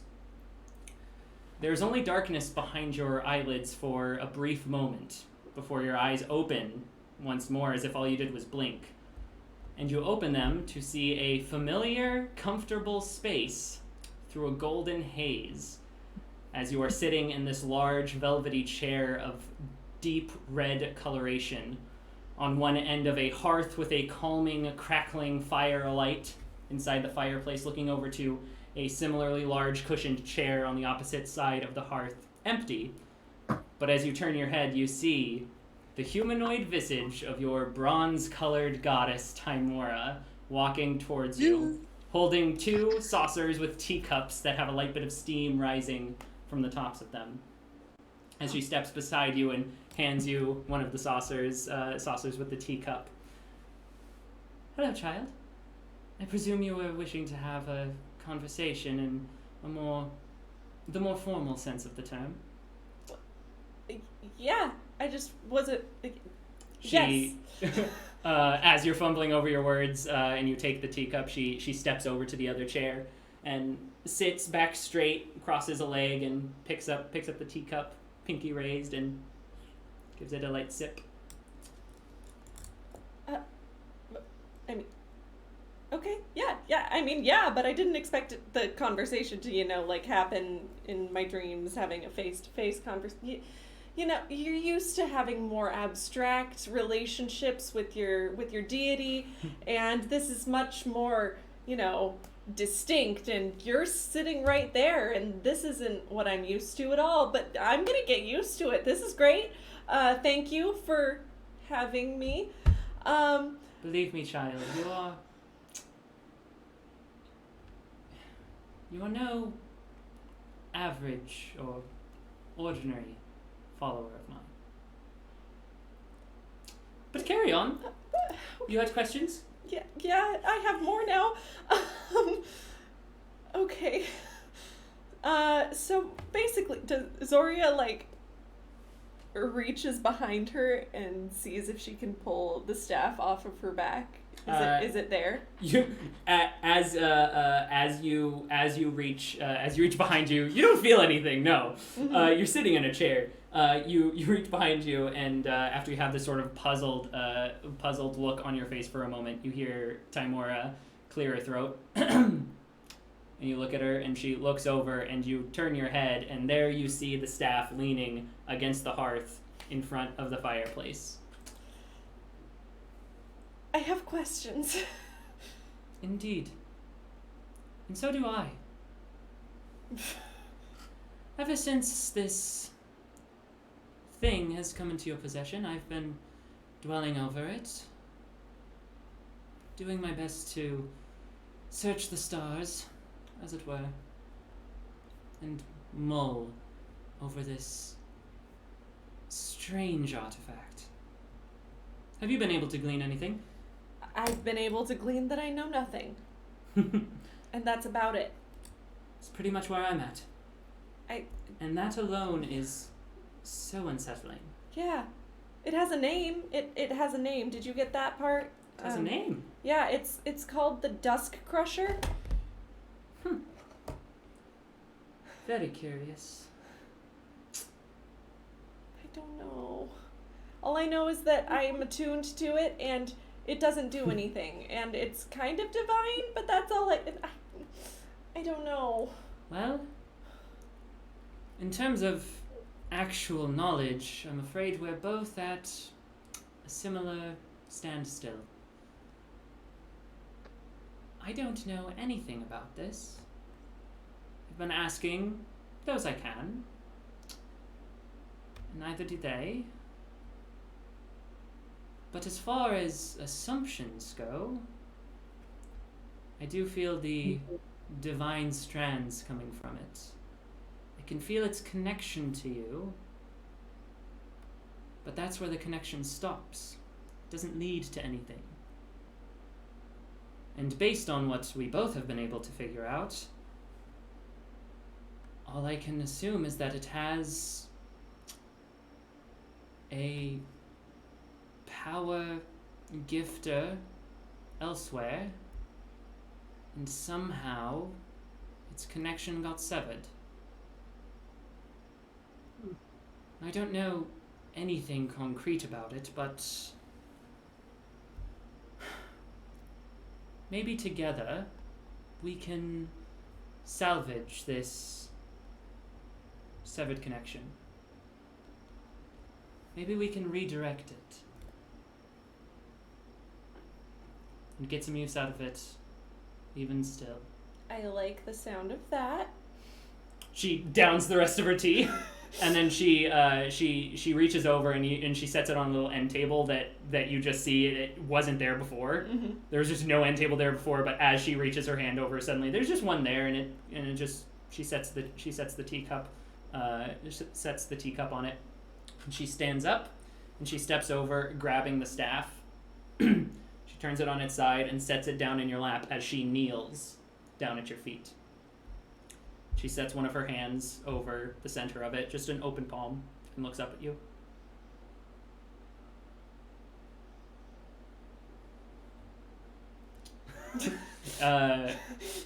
As you place your hand over the staff, she places her other hand on top of yours. On top of your hand. Wait, did you place your hand on top of hers? I don't know! What did you do? Yeah! Did you place it on top? If you placed your hand on top of hers, then she just places her other hand on like further down the staff, next to both of your hands. Wait, where did you say that she put it? Just in the center of the staff. In the center, like, there are so many centers of the staff. In the center of the circle, in the center of the long She bit. has the staff, and she turned it sideways and set it on your lap. Well, yeah, and but she there's kneels the down at circle. your lap. Okay. No, she set it like lengthwise Okay. across your lap, and set her hand in the center of the staff. Okay. Of the staff part of the staff. Okay. Then I will also grab the staff. Yes. All right, just further down from her hand. Then she Yes. sets her other hand on top of yours. And I will grab. Yeah. Grabbing. She closes her eyes and takes a breath, and before you close your eyes, you see both of your hands just start to glow this very, very faint golden color, and the light just continues to grow until it's blinding and you're forced to close your eyes. Zoria, I need you to make a wisdom check for me at advantage, and go ahead and add an additional 8 to your roll. Wisdom check at advantage. With an additional plus 8. Additional 8. Okay.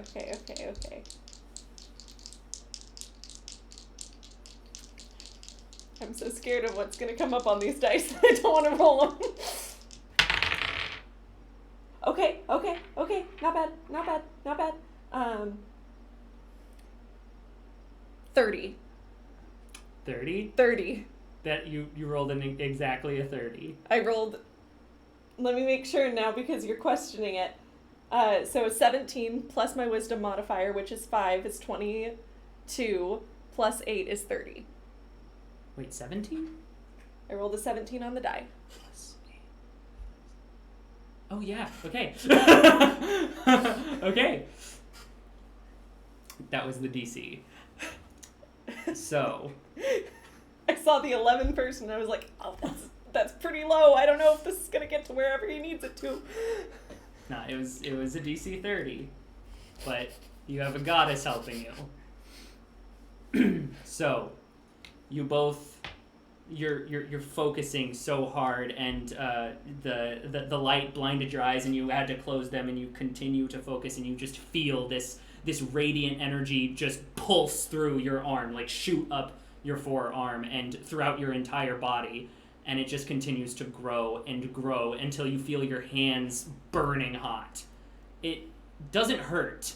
It's not like, it's not painful burning, but you feel the heat like it should be burning. Mm-hmm.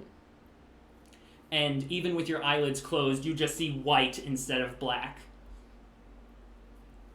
As you wake up, and as you wake up, Pyra, you are sitting on your watch. You're sort of looking around.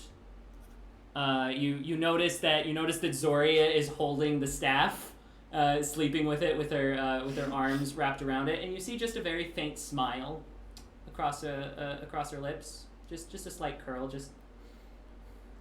and then she suddenly shoots up, and the staff stumbles around in her hand, and it sort of like flies in the air for a second, and as she catches it, there's just this boom, burst of golden light, and it just fills the entire dome. It just fills the entire dome.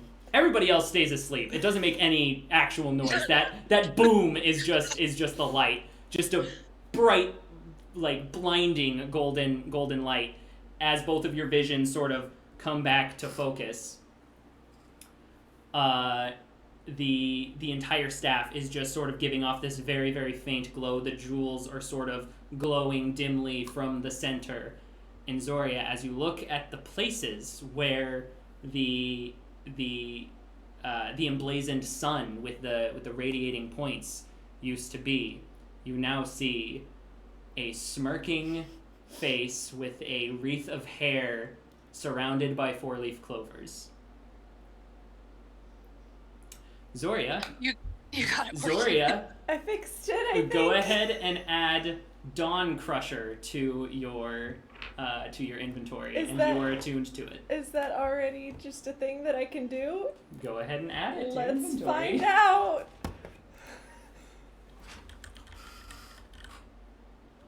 Yep.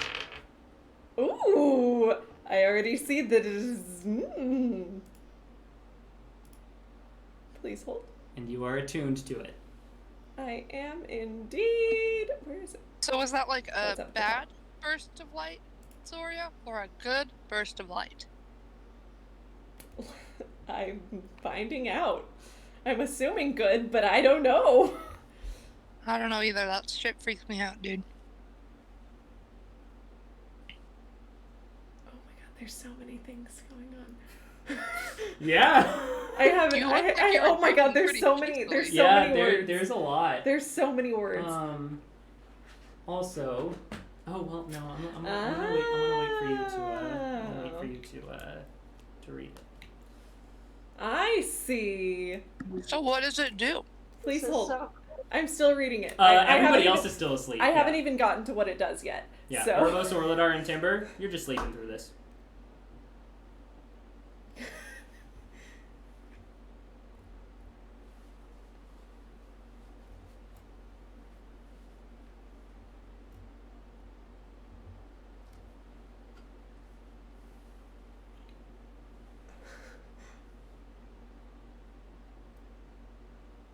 I got a sandwich.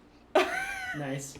Sorry, there's so much text Oh, like here, we should and I'm trying to It read it was all as really fast as I nice. can. There's a Thanks, I got another half. You want it? There's a good bit of text I love there. that. Yeah. Far away. Thank you. Yes.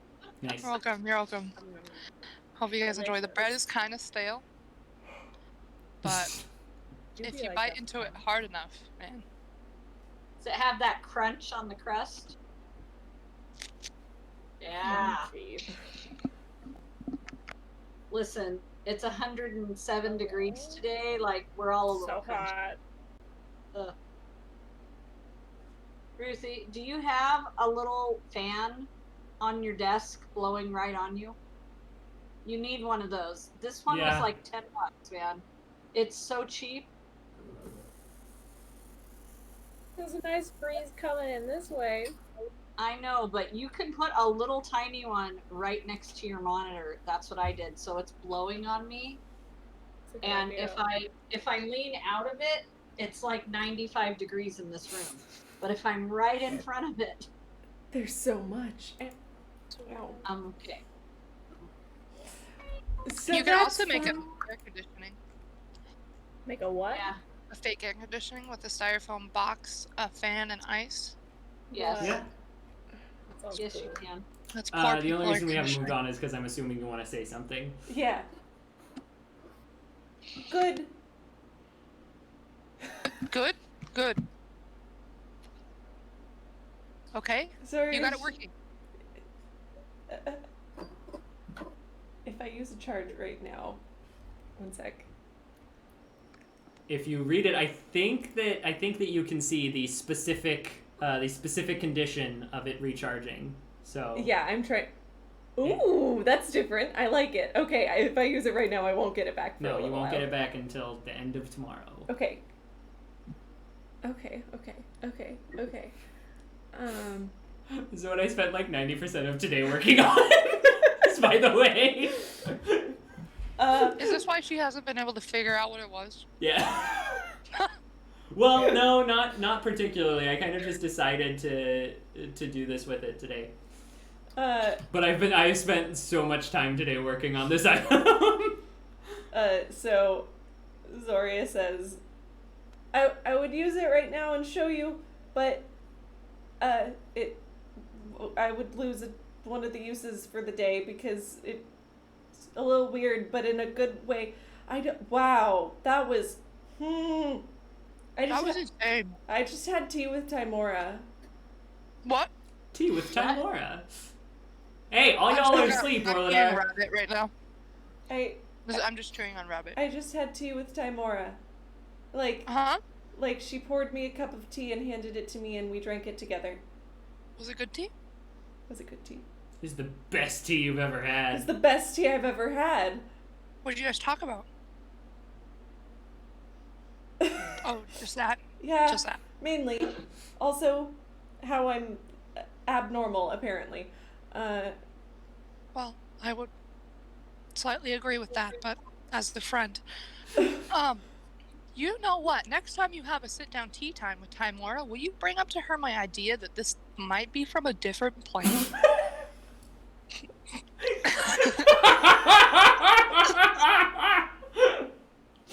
I think she might know that.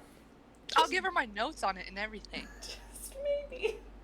I think she might have figured that part out. She's almost all-knowing. Yeah, but maybe I figured it out before she figured it out, and I would really like to know if I did. That's fair. I will Not just that I'm in speak competition up with to your the god sky. or anything. I will just speak up to the sky. Tymora, who figured it out first? Yeah, And just Tymora. see if I get an answer. You feel a slight bit of warmth in your pocket. Pyra, you see a very faint glow from one of Zoria's pockets. Zoria, if you reach into I'm gonna it. hit her pocket. I'll grab it. It's the coin, and just the half where with Tymora's symbol, with Tymora's face, is just glowing. I mean, It was her. what does that mean? Son of a bitch. I put it back in my pocket. Alright, I'm gonna go finish watching The Woods. Does anyone else know about my coin? You've never told anybody. I've never told anyone Wait a about... second, what was that? I just realized I don't think... Hold on just a second. Wait a second. Does that have your face on it? Technically, Zoria only held up the side with held up the Tymora's face that Tymora was face. glowing. Does that have Tymora's face on it? Yeah, she gave it to me Okay, how many times have you seen your god? twice, I think, including tonight. Like face to face, only twice. No, technically 3 times if we're talking about the time that on Altera. But I didn't. What? When I turned around and felt the weight in my pocket and just saw a glimpse of her face as she disappeared. Oh, okay. Yeah. I was like, wait, hold on just a second. Okay. You making up All right. Tymora tea times? No, only 2 of them were Tymora tea times.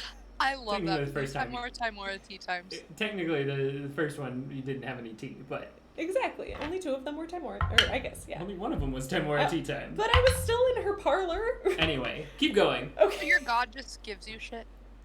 I guess. Well, I guess she gave me this. Yeah, she gave you shit. You know, honestly, I did think she was a figment of your imagination for a while. Sorry. Till this happened. And I'll put it back on my back. But yeah, she gave me this. I don't know really what it does. Can I touch it? Okay, Zoria hands it to her. I need that back, or else I will I'll kill give you. it back. I'll give it back. I'm gonna look at it Yep. very closely. It I'm just- gonna look at the other side. It just looks like a gold coin. One side is sort of the same symbol that you see Zoria wearing like an amulet of, with just a female face smirking with like a mane of hair surrounded by 4-leaf clovers, and then you turn it around and you see the visage of Zoria in the clothes that she is currently wearing, with her wings outstretched with like sort of radiating points of energy shooting out from her, and she's holding the staff. There's like a shot from your point of view holding up the coin, looking Yeah. at it, and then as you lower the coin, you just see my face just like... Yep. Yeah, holding the staff.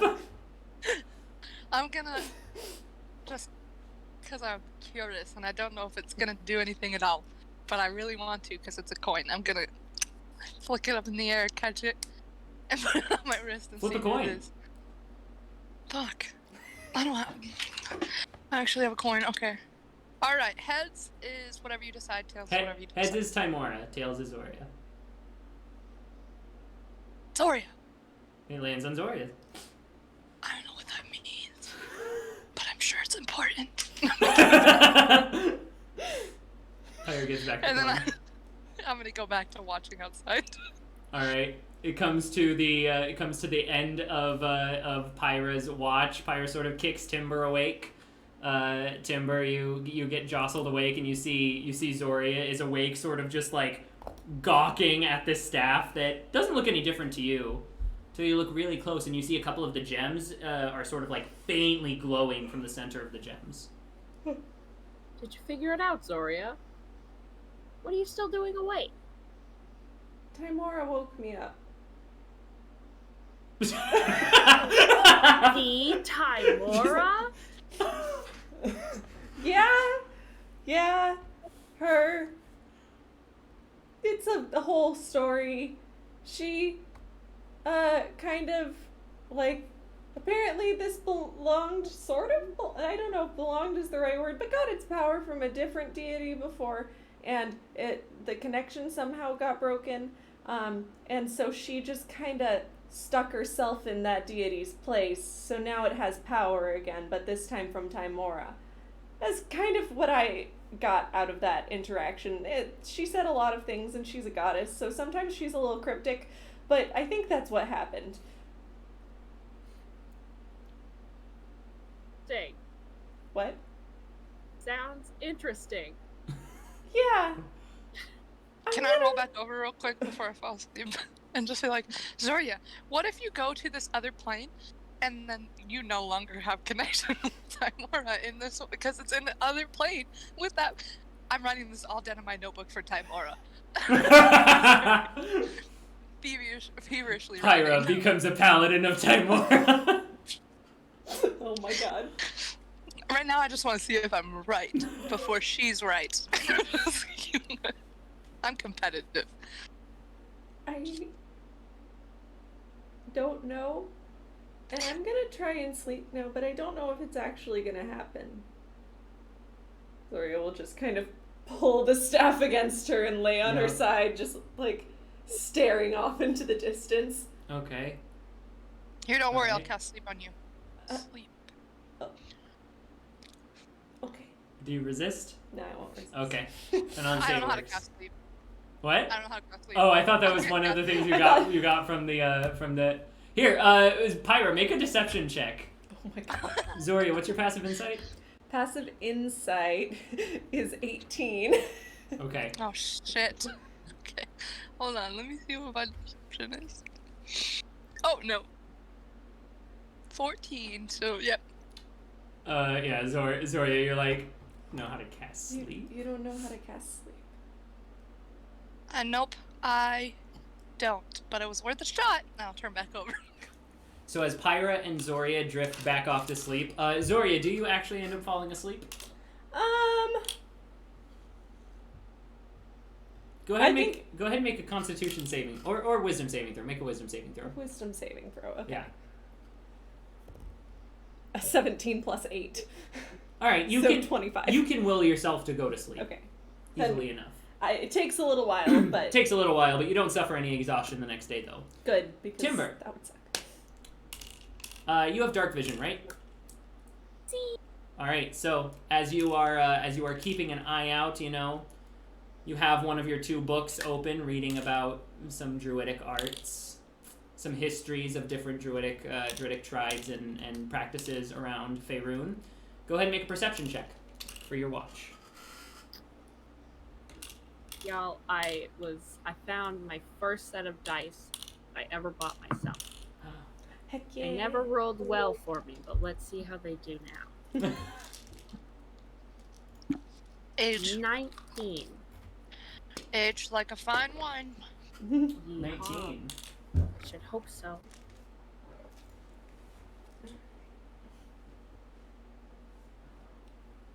Yeah. All right. So, Timber, as you're keeping your keen eye out, reading your book every now and then, you don't see anything, but you do feel this sort of twinge in the back of your mind, and you look down, and your short sword of warning is giving off a light sort of like a light iridescent green glow just at the hilt, and then there's another ping, and you look up and you look towards all of your horses where they're all tied, and you see two yellow eyes stalking closer, and then you turn around, and then you turn around and you Swear to God. you turn around and you hear another. If Freckles dies, I die. I kick Pyra and Urabos awake, and anyone who is near me, and I pull out my short sword and I go towards them. Interestingly enough, Orladar, Zoria, Pyra, and Urabos. So while this happens, Timber, you lock eyes, and then as you're looking around, you clock 6 dire wolves surrounding your encampment. Two of which are on your are sort of stalking up close to your horses. And as one starts running at you, everybody in the party wakes up, and you feel this like pinging in your brain, like just a quick and intense headache, as Timber's sword sort of bursts a light green. And I need everybody to roll initiative, please. Oh no. Alright, I'm gonna turn my light on for this. Let there be light. Oh no, that was so bad. It's okay, I can keep working on what I'm doing for a little while. Urabos as well, right? Yes, go ahead and roll for Urabos as well. I have advantage on initiative. Okay. Yes. I believe. Do you have his character sheet pulled up, Brittany? Yeah, I got it. Okay, good. Fuck. Hey, also, I did not get your HPs in here. So, Brittany, what's your max HP? Mine is 86. All right, and you're at full, I'm assuming. I am. If any of you had used anything the night before, you do not have the benefits of a long rest yet. Okay. Orladar, what's your max HP? 48. 48. Okay. What was that, pirate? 80-something? Pyra, do you have the Ioun Stone attuned right now? I in do. D&D Beyond? Okay, make sure. Yeah. Okay, so while you are attuned to it, make sure to make a note that like all of your attunement slots are built up, but make sure to have it unclicked under your attunement when it's not floating above your head, because you're not benefiting from its benefits. So your HP should be lower right now. So yeah, let me go. Yeah, because it's at 78 usually. Oh, it's at 78. Okay. I believe, or 76, because it's 10 plus 10, so 76. It should be two times. It should be 16 more than your. Is it? It should be 16 more. Yeah. I'm at 78 points. I have 78 points without my Ion Stone. So you would have. Wait, what? Yeah, that's confusing. The stone gives a plus 10 hit points. It has its own 10 hit points. No. It gives a +2 bonus to your Constitution score. Which but means... it also says the stone has 10 hit points, right? Yes, that is the stone's hit points. Itself, okay. Like the stone itself. Yeah, that is like the stone's hit points itself if someone were to attack it. I see. So while you're attuned to it, it should automatically do this correctly. So if you just, if you are attuned to it in D&D Beyond, just unattune to it. Yeah, I'm at 78. Okay. And full. Oh god, what is math? What is math? Okay. Don't hurt me. Timber, what's your max HP? 86. Am I on mute? No, good. 86. 86. Zoria, what's your max HP? 75.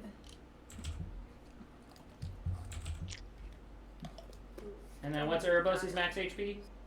Oh, wait, shit. I already have that up. Never mind. Okay, it's 83. It's 83. Okay. Wow, Orladar's pathetic. Okay, so... Orladar, what did you get for initiative? 9. Let's throw on... Oh, what did I get for initiative? Did you say 9? 9. 9. Zoria, what did you get? 4. Oh no. Oh, Pyra? boy. Yikes. I got a 24. Oh, shit. Okay, what did Erebos get? 17. And then Timber? 16.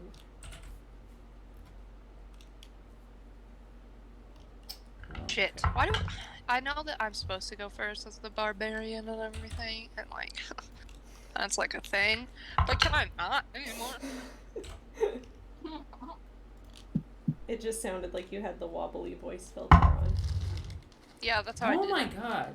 I can do that on command. Yeah. I love it. Damn. Hold on, I'm writing the initiative order out real quick. Yeah. Okay. Oh my god. This is not very split up.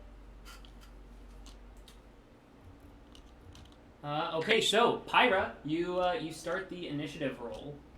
I As sure you- do. I'm running. Hold on, you all are gonna be more clumped than this due to being in the dome. So you're more like that. Yeah. 10-foot dome. 10-foot radius, right?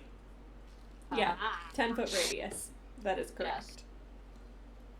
yes. Okay, so like that. Right? Sure. I think we should still be a little snuggly. Well, Our horses. the dome can fit up to 9 medium-sized creatures in it.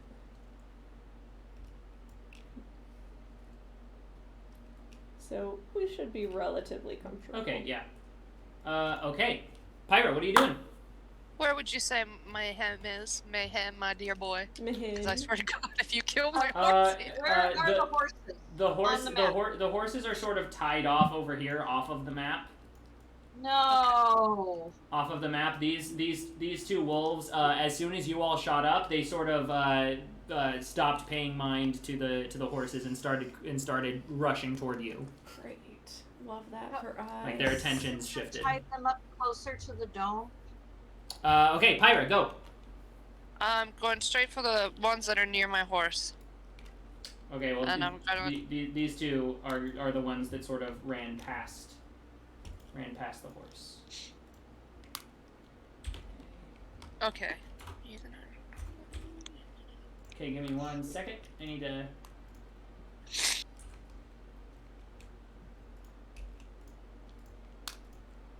God damn it. Okay.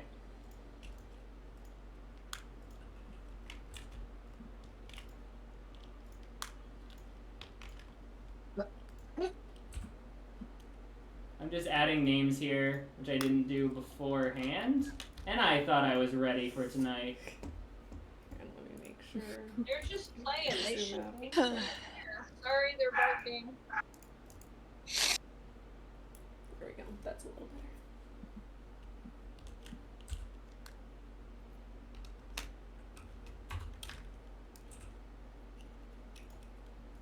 Y'all, if any of you have to take like multiple daily supplements or medications, I highly recommend this little daily pill organizer thing.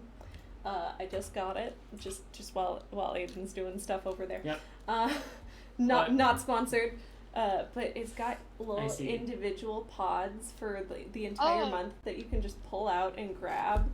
And take with you? Yeah, it's pretty great. It's delightful, and they're all numbered, so you know which day you have and which.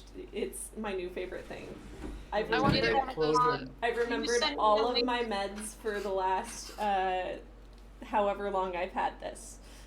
Can you send me a link for that? Yeah, That I would can. be brilliant. Okay, Pyro, what are you doing? That's Okay, what I've been doing, I'm by the way. Running to the ones that are near my horse. Okay, On run my there. way. I'm spending an action. I will in a second. To toss the stone up in the air, the Ioun stone, since I've got a fancy new toy. Okay. And- so now go ahead and attune to it, and that'll change your HP. Which I believe I'm not able to move my character again, so you just move me over. Oh no. Alright, you're going to C or D? Or sorry, this one or this one? I don't think you guys can see those. No, we can't see the It's letters. fine. The one closest to the tree. Okay, 5, 10, 15. Okay, you can run right up to it. And then, as my bonus action, I'm going to rage, and that's going to be it, because that's my action and bonus action. Yep, alright. I believe Urbos is up next. What is Urbos doing? Son of a bitch. Urbos is going to run up to the one that's next to the opposite one of me that you. Okay, his speed is 30, right? Yes, 30. Okay, then that is as far as Urbos can get. Is he doing for action or bonus action? He is going to. I haven't looked up on his shadow. Is it a bonus action to summon his shadow? Yes. Okay, then he's going to use his bonus action to summon a shadow, or his shadow person. Oh, it's how many Echo feet away Knight. from him? Echo, yeah. From how many feet away? 30 feet away from him. Over to the one directly below him. Okay. Yes. Okay, where do you want to summon it? I think. Right where your arrow is actually okay, or where Timber's arrow is. Okay. All right, so he summons it behind this wolf. Yes, and he is not in any. Is it an action to switch? How does he switch between them? He has to use 15 feet of his movement, but he's already used all of his movement. Okay, then. So you could use it. You could use an action. You could use the action for a dash action, and use 15 feet of the dash movement to teleport.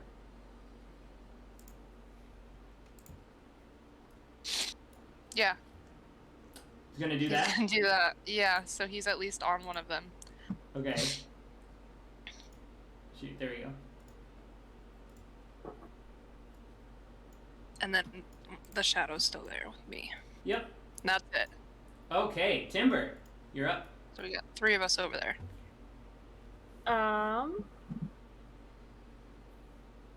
Wow, Pyro and Urbos just moved so fast. Sorry. Yeah, Not really. I'm gonna, Both ran pretty slow. throw my sword. Is this one up on a rock? Yeah, he's about 10 feet up on like a 10-foot high rock. Okay. And he's sort of like crouching and like getting ready to pounce.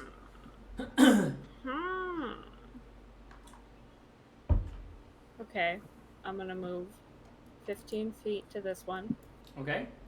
and I draw my short sword And I'm going to attack.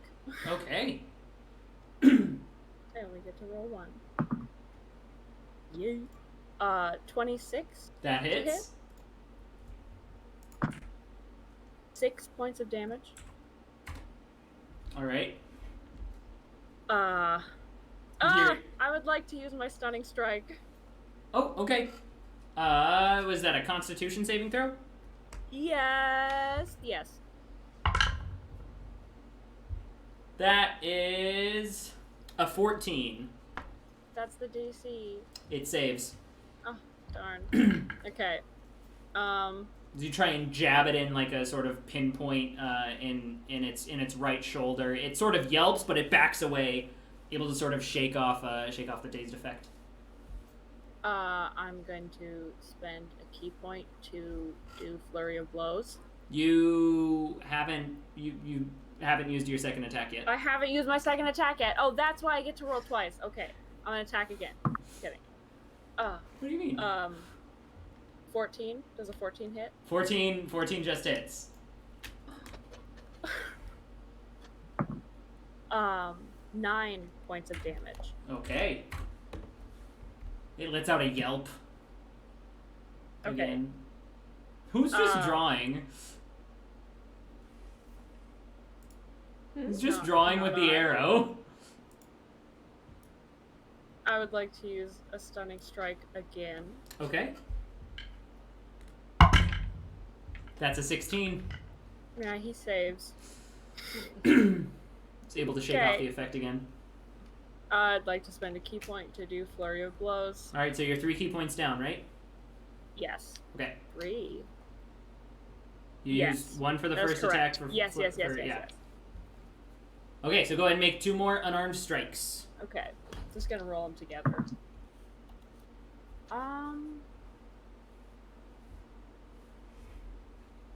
16 and 13. The 16 hits, the 13 misses. Okay. For 7 points of damage. Oof. It's looking rough. Timber just rushes up to this. I mean, it's huge. It's like standing about a foot taller than a foot over your head, Timber. It's like about 7 feet tall. Yeah, it's about a 7 feet tall, like 7 to 8 feet wide in the chest. Yeah, they're big. These are dire wolves. But Timber just rushes up to it and just jabs it super quick in the chest and shoulder areas. It lets out some whimpers. You see the dried blood on its snout, just like you see in the little image here. All right, and that is your turn. I would like to use another stunning strike. Oh, okay. That is a 7. Fail. All right. So, hold on. What do I have for stunned here? What is stunned? Incapacitated,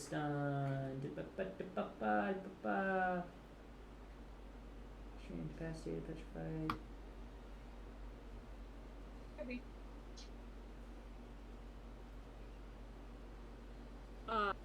And then for the rest of my turn, I would like to move 15 feet back.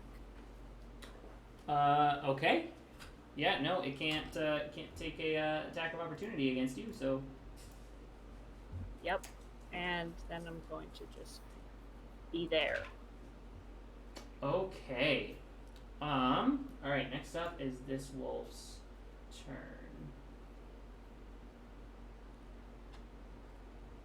Alright, so this wolf is going to run.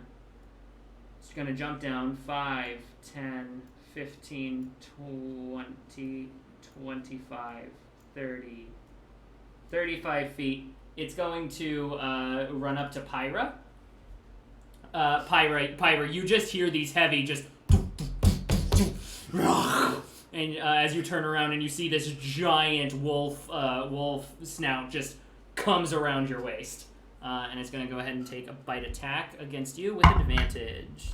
Good, because that's a natural 1. And that's a natural 3. So that's only an 8 to hit. I'm assuming that misses. Not a hit. Yeah, Not I'm a assuming hit. that misses. Miss. Let's see. This wolf up here is just dazed. It's just trying to shake off whatever Timber just did to it. And then sucker. this next wolf is going to try and bite you with advantage. That's a natural 20. Fuck. So you are going to take 2d6. That does not hit. 6 plus 9 is 15 plus 3. 18 points of piercing damage. Okay. Pyra. I'm raging, Mm-hmm. so I'm resistant on damage, so that's halved, right? Or no? Well, no, that wasn't already halved. That was full. So 18 halved. So 9. Okay, but what I'm wondering is, can I have? Okay, no. The stone has its own hit points, right? So if something attacked the stone. Yeah, no. This thing is not going for the stone. It's going for you. Okay, so I only take 9. Yes. Fine. That. And then Ouch. you need to make a strength saving throw for me, please. Sorry. Sure. Okay. I missed. Whoops. Okay. 19. 19 succeeds. So you're good as it tries to knock you down prone. I too strong. This wolf. Yeah, it's gonna run up to the echo, and it's just gonna take a bite at it. Just a straight roll. That's a natural fucking 20. So it just clamps its jaws around the echo, and it just disperses. That's fine. Out. It sort of looks around confused for a I second. don't know how it works anyway. I'm still Orladar, figuring it that's out. your turn. Zoria, you're on deck. Mm-hmm. Okay. I'm sorry. I was the annoying arrows. That was me. I see. So Orladar is going to cast Tasha's Mind Whip at 4th level, which means that I can target this one, and this one. Okay. All 3 of them, and they must make an intelligence saving throw. An intelligence saving throw. Okay, so doing this one first. Let's see, intelligence is a -4, so that is a 12. Fail. Okay. Next one, the one up top next to the tree. That's a 3. Fail. And then the last one, the one behind Pyra, is a 2. Those all fail. Yep. So on a failed save, the targets take 3d6 psychic damage, and it can't move, and it can't take a reaction until the end of its next turn. Okay. Go ahead and roll the damage. In addition, on its next turn, it must choose whether it gets a move, an action, or a bonus action. It only gets... Okay. Okay, so do I roll these separate? No, you roll 3d6, and then that's the damage that is dealt to all of them. Okay. That is... Just 3d6, 11. right? Yeah, 3d6. That's 11. All right.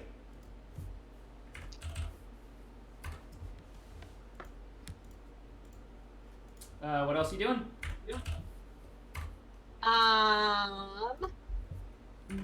That is...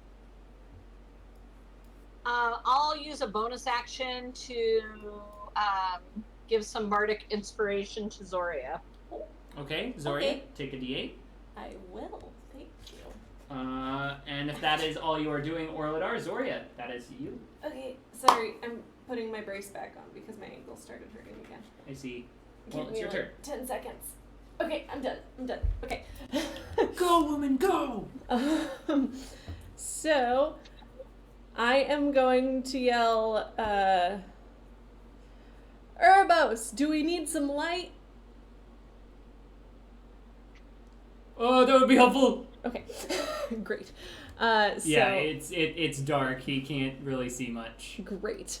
So, I am going to pull the staff off of my back and say, let's test this bad boy out. I'm going to smack it against my hand twice to, like, get the juices flowing. And on the second smack, it's going to explode with light in a 30, or bright light in a 15-foot radius, dim light in an additional 15 feet. Yeah. So go ahead and add that to your token. Oh yes. Yeah, you can add the yellow radius. How do I do that again? Oh, I should probably use the select option, huh? Yep. Please hold. Here, we're gonna make this one a purple radius. Because... Wait, really? You're making the light a purple radius? Yeah, because my yellow radius is already taken. I know, but you can change the yellow one for the sunlight. No. You can make the sunlight orange. I figured you would make make your Twilight Shroud purple. Orange is a good choice. That's fair. Anyway, I'm not trying to make your choices for you. Well, okay. But there's my 30 feet. So you hear no better. Yeah, you hear Urbo say, we can't see it. Is it working? Oh, honey. You have to change it so everyone can see it. What? Oh, I can't see it. Yeah. Basically every time. Oh, there's the brown one. There we go. It's okay. Can you see it? There it is. Perfect. Yep, Urbos just says, is it working, Zoria? It's working. Here, I'm actually going to... I can't see. Do an additional one with a darker orange. Let's see, those are the only 2 auras you get, so... I know. So you'll have to finagle those. There we go. And I can mess with them if I need to. Yep. Having that tiny bit of echo happening, and I'm hating it. No! Okay. So, so that was your bonus action? I smack it against my hand a couple of times. It explodes with light, and you see within the ring on the top of the head a like concentrated, almost semi-solid like cylinder almost of light expands from it. So there's a cylinder like going through the whole of the staff, making it into a divine warhammer, if you will. So, and it's almost it's like throwing off little like sparkles a little bit, like, and yeah, it's cool. I haven't had enough time to brainstorm exactly what it looks like yet. But so I am what else are you doing?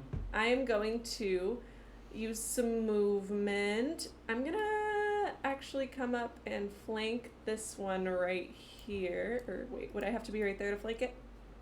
Yes. Okay, perfect. Sure. But I will go there to flank it. And I am going to attack. Okay. So you run up with this new flaming radiant warhammer head. I almost never attack things, so this is fun. This is new. I mean, I attack. Welcome things, to my world, Zoria. but not with rolls. It's terrible. But I have an advantage because I'm flanking. You do, yeah. Never mind. You're gonna go back over there, my little friend. Gets a cool new +1 weapon. Natural one. Ah! Here. You have bardic inspiration too. Oh, it's true. Mm-hmm. Okay. That's much better. I don't need the inspiration. So that's gonna be an 18 plus 6 to hit. That so hits. 24. And then I am also, I don't know if I have to say this ahead of time.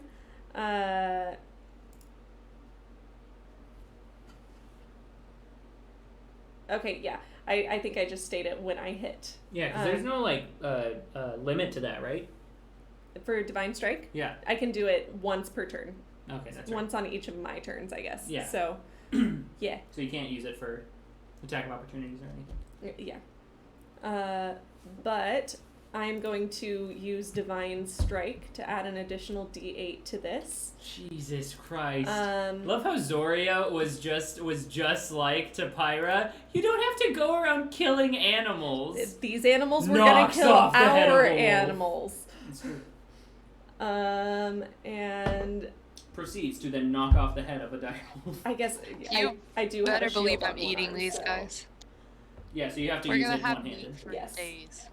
So I need 2d8 4 damage. And then I get an additional +3. I need to bump up my strength next time we have the opportunity. You know how I joked about 4 damage? Is it 4 damage? It's 5. Wow. Total? Yes. Okay. Yeah, 5 total. Okay. I rolled 2 As you ones. slam it into like the butt. hind leg of this wolf, and it sort of like slams in, and you see some of the fur sort of gets burned a little bit from the radiant damage, but it seems to not even notice, and you're like, ugh, and it just sort of stops the head. Does this have the +1 integrated into it? Yes, and another thing, it also has your spell. Bonuses integrated. So you're gonna have to keep in mind that those are only when you have it activated. Only when you have the Twilight Shroud activated. Okay, cool. Yeah, those are not constant, and if you would rather, I can go in and change it, so then it just has your base stats active all the time, and then you just, like, make note and remember when you have it active, you have that +1. I'll have to think about which one I prefer, but... exactly. Just think about which one you prefer, and then you can let me know. Okay. Whichever one, and then I can change that. But yeah, so that's 5 damage. And that's your action bonus action, right? Indeed. Okay. Alright, next up is this dire wolf.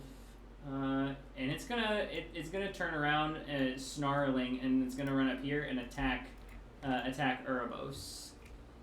So gonna make that is a 16 to hit.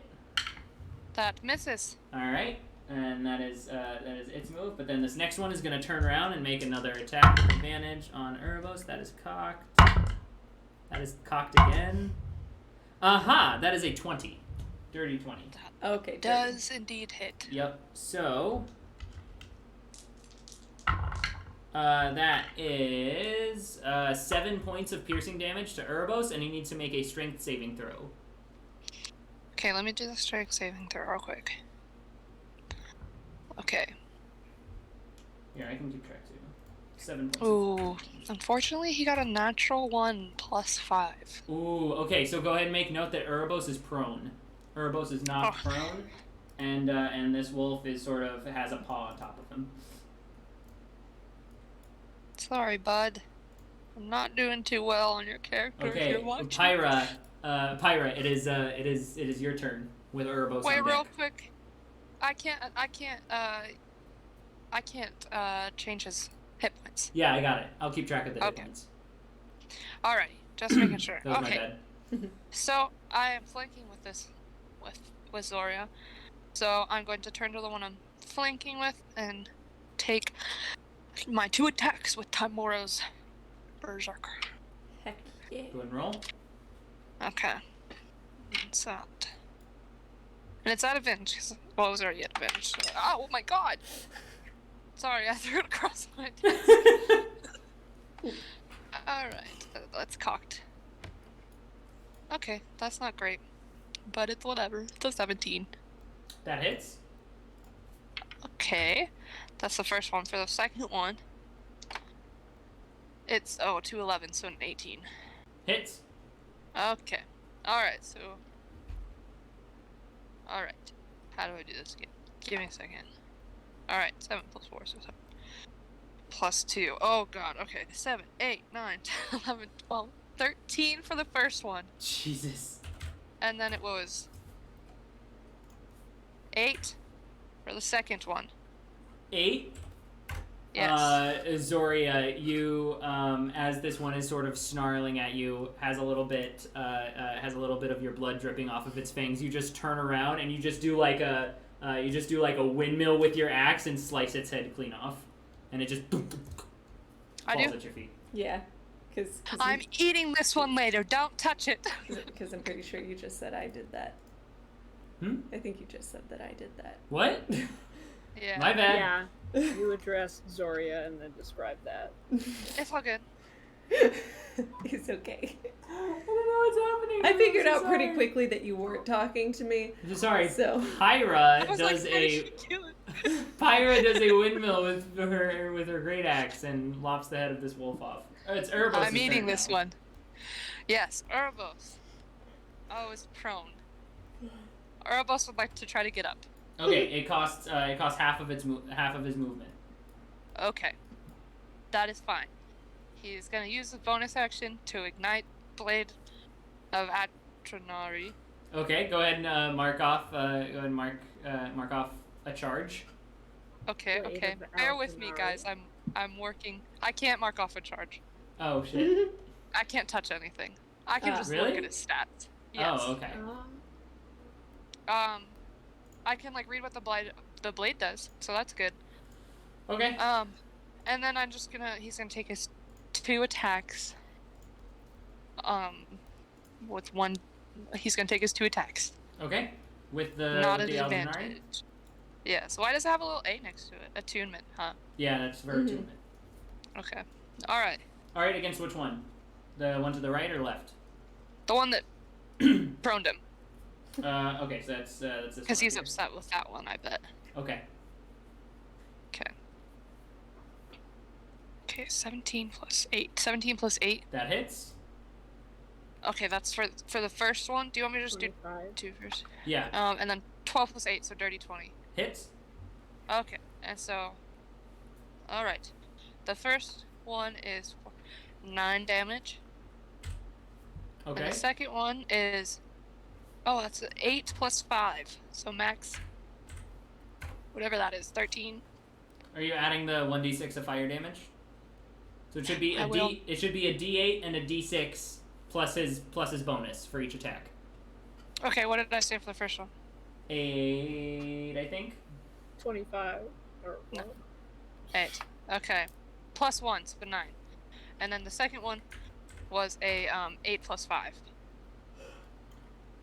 So 13. 13 plus an additional 6, and so 19. 19. Oh my god. Yes. Uroboros just stabs through the chest of this wolf. As you all see the sort of the blade just bursts out of the wolf's back with the fiery with the fire erupting out of it, and Uroboros kills this one. And he is going to turn around and use his action surge. Right? Okay. That's a thing I can do, correct? Yes, he can use his action surge. Okay, and so he gets 2 more attacks or only 1? He gets 2 more attacks. Okay, 2 more attacks against the other one. Okay, so the first one is natural 20. Oh. Okay. So and go ahead and then roll the sec- damage for this one first. Okay, so 2d8 plus 1d6 plus 8. 5. plus 6, 8, 9, 10, 11, 12, 13. 19 for the first one. Jesus. Okay, and so the second one is a 18 plus what? 8, 26. 10. Oh yeah, that hits. I was Okay, like, damage? There's no fucking way. No. So that's a 7 on the dice plus 5, 7, 8, 9, 10, 11. 7, 8, 9, 10, 11, 12 plus 2, so 14 on the next one. Okay. And then yeah, he already used his I bonus love action, so. fighting characters. This is my favorite thing ever. And is he gonna move anywhere, or is he staying? No, he's staying right there, bud. Okay, Timber, it is your turn. Also, as Uroboros draws his moon touched, well, actually, as he ignites the blade, he's able to see, so he doesn't have to roll with anything with disadvantage. Okay. That was my point. As he ignites the blade, he calls out to Zoria. He says, "Sorry, Zoria, I forgot I could do this." It's okay. fixed I it. forgot I was too I far fixed away. I turned the light on myself. Okay, Timber, what are you doing for your turn? Alright, I'm moving 30 feet to the over here. I believe that is 30 feet. Yes, Okay. indeed. And I'm going to attack this dire wolf. Okay, go ahead and make your attacks. Let's see. Ho ho! That's a natural 20 for the first one. Oh shit! And shall I just roll the second one? That was an 18. Okay, so they both hit. Yeah. So go ahead and roll the damage for your first one first, because you're using the short sword of Short warning, sword. right? Yeah. Okay, so 2d6 plus your modifier. My modifier twice, right? No. You only get to add your modifier once. You don't double the modifier for natural 20s. It's just the die roll. Oh. Have you been doing that wrong this whole time? No, I was confused on what you were saying. I thought I was taking my 2 attacks right now, but you're talking about damage from a natural 20. Yes, so for your natural 20, you double the die that you roll. Yeah. So a short sword is a d6, so you roll 2d6, and then you add your modifier once, and that's the natural 20. Okay. 11 damage. Okay. And then you roll 1d6 plus your modifier for your second attack, which hit. Okay. 8 damage. Okay. All you had to do was finish that sentence, and then I would have known what you were talking about. All right. Alright, bonus action? Yes, I'll just take 1 unarmed strike. Oh, wait. Can I use the stunning strike? You can on your bonus action. Very well. Okay, I'm rolling. Plus 19. Does a 19 hit? That 19 definitely hits. Alright, and stunning strike. Yep. Constitution. That is a 15. Saves. But the damage of the unarmed strike does 9. Jeez. 9 damage. Okay. Alright, and that is your whole turn? Are you staying there? I'm going to back. Okay, as you run away, this one is going to take an attack of opportunity against you. Very well. And that is a 23 to hit. Oh dear. It hits. Alright, you take 10 points of piercing damage, and you need to make a strength saving throw for me. Alright, dice.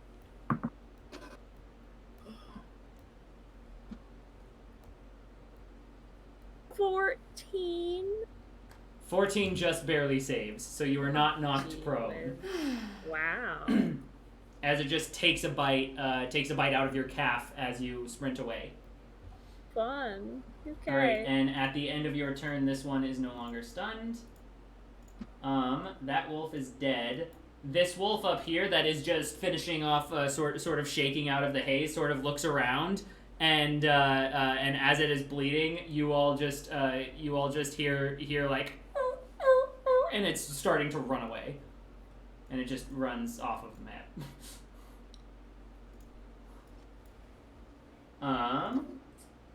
Let's see. Next up is this one.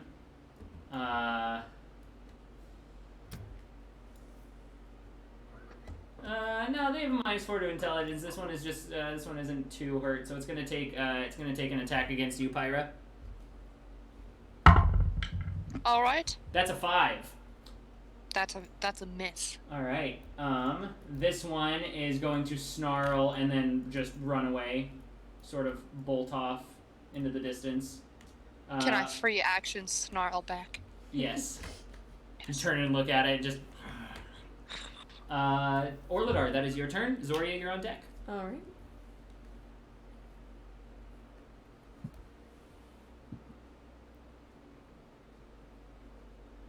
You're muted. You're muted. Sorry. This one that's like half off the map. Okay. Yeah, So no. This one is fully off the map. He's 100 feet away into the woods. You don't even see him anymore. He's behind trees. Oh, okay. So it's just this one at the top of the map, and then this one. No. The one at the top of the map you don't quite see either. The one that's behind Pyra, I can't see. Oh no. This one you can see. This one and this one are the only two still standing that you can see. Okay. All right. Good, because that is what I was talking about. Do they look about the same as far as like scared or hurt? This one looks very, very hurt by Uroboros. Like, very, very hurt. This one still looks okay and still just looks angry, like it's trying to find food. They don't really have the intelligence to assess a battlefield. Right. Well, I will,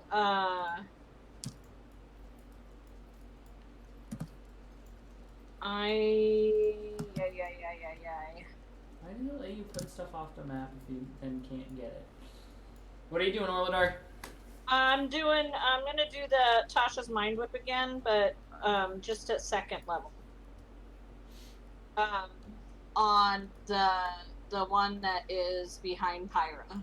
Okay. Needs to make an intelligence saving throw, right? Yes. That is a 1. A dirty 1. That is a fail. That's a fail.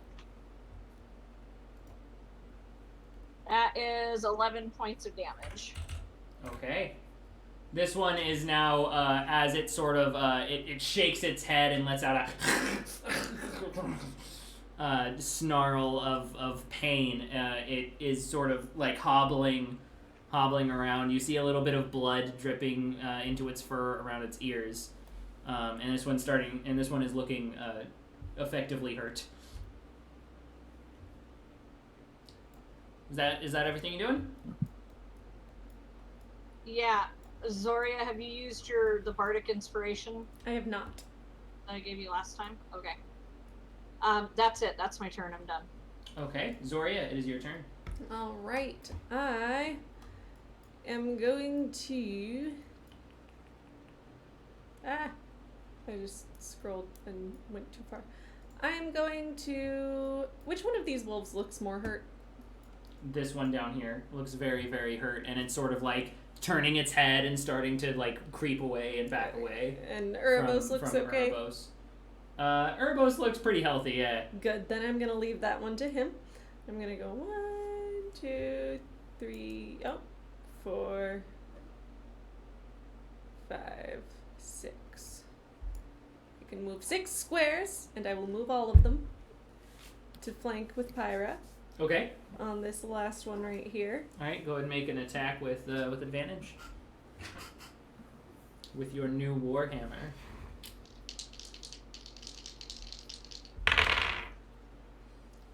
Natural 20. Okay. And I'm also using my additional D8. Yes. Is that doubled as well?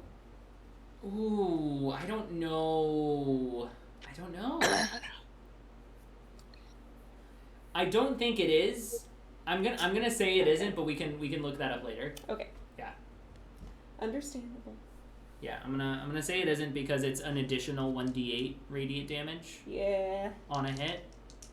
Oh, I need 3d8 then. Yeah. So. Yeah, because you're holding the adamantine shield. So. Indeed. So d8, a d8, and then a d8, and then your modifier once. Plus. The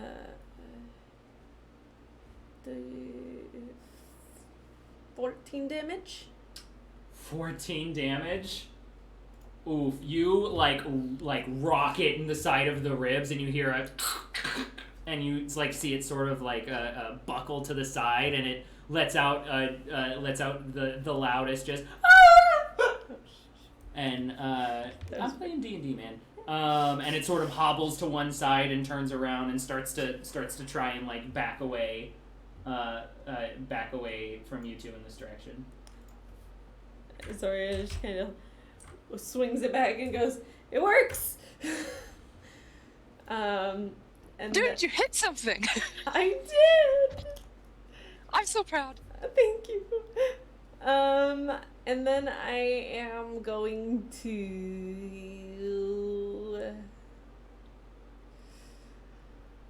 I know that's it. That's basically all I can do. Okay. That one is dead. And this wolf is just gonna try and book it away from Urbos. Does Urbos take an attack of opportunity, or does he let it run? Urbos would let it run. He likes dogs. Alright, this wolf is going to run 100 feet away and disappear behind some trees. Now there's only one left, sort of snarling, sort of a pitiful whimper of a snarl in the center of you all, and Pyra, it is your turn. Pyra does not care. Unfortunately. Okay. She's full rage. Can't really stop herself at this point, and it's gonna use Hellish Rebuke because it's hit her, right? That's the one that's hit her. Yeah, but Hellish Rebuke is a reaction to being hit. Oh, in response, yeah, never mind. I forgot. Mm. Well, I'm just gonna hit it with my axe then. Okay. I'm still upset. Go ahead and roll your attack. Okay. The first one is a 17 plus 7, so All 24. Right. Pyra, how do you kill this last wolf? I'm feeling bad about it now, as Brittany. But Pyra is going to... She knows that she's going to be trying to get meat off of these things. So she's going to try to aim for the least... Like, the spot where she wouldn't need any meat from, if that makes sense. So she's probably just going to try to go straight for the neck again. Yep. Easy enough to do. You just cleave it up. It falls to the ground. And your horses are freaking the fuck out, but you sort of tied them down, and they're all like, just trying to like pull away. I'll take a bit to calm them. Go ahead and make an animal handling check, Pyra, with disadvantage. Well, okay. Could I also assist in calming the animals? Yeah, sure. So Pyra makes it with disadvantage, but Timber sort of rushes over. So go ahead and add Timber's animal handling to the roll. What is your animal handling? +3. Oh, hell yeah, mine too. So it's a 13. A 13. 13. It takes some time. They're all very, very spooked.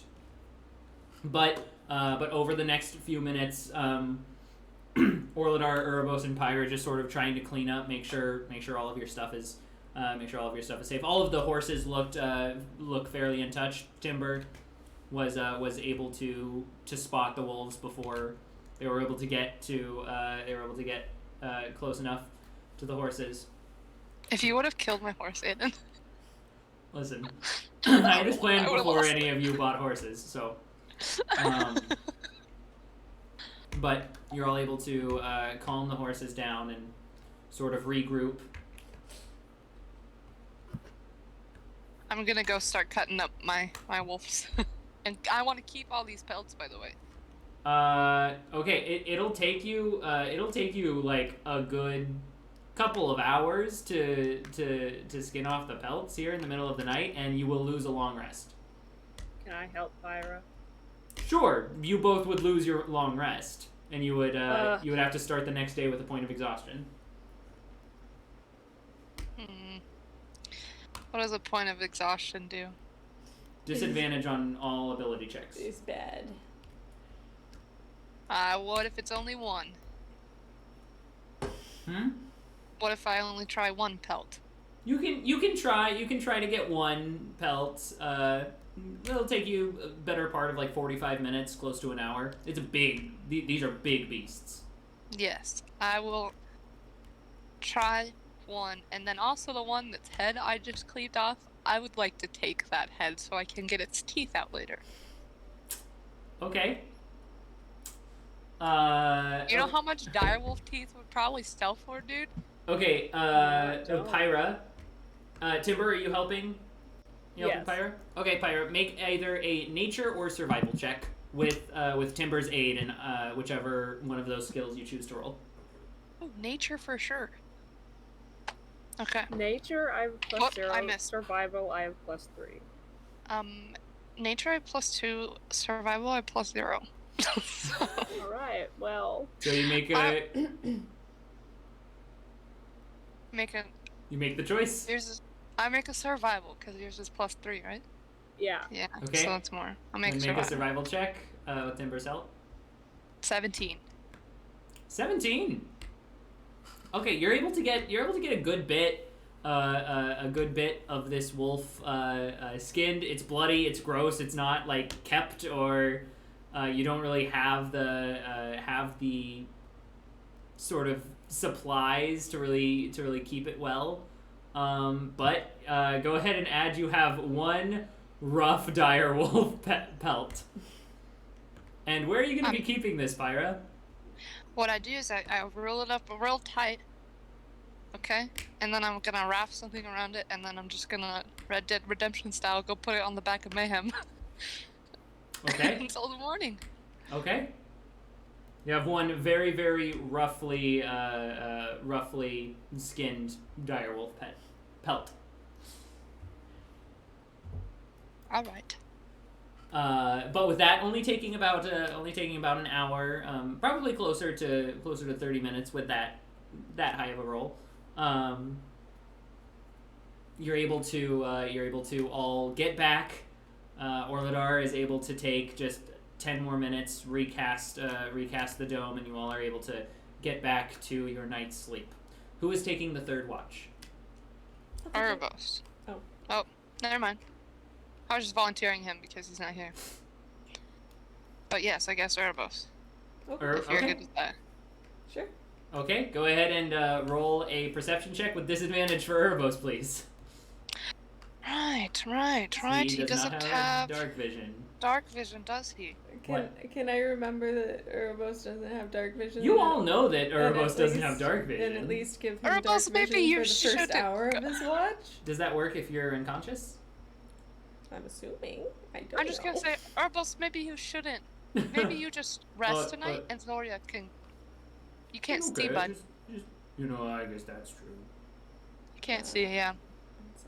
It's okay, Sorry, Zoria. You can take the rest. Or you can take the watch. Okay.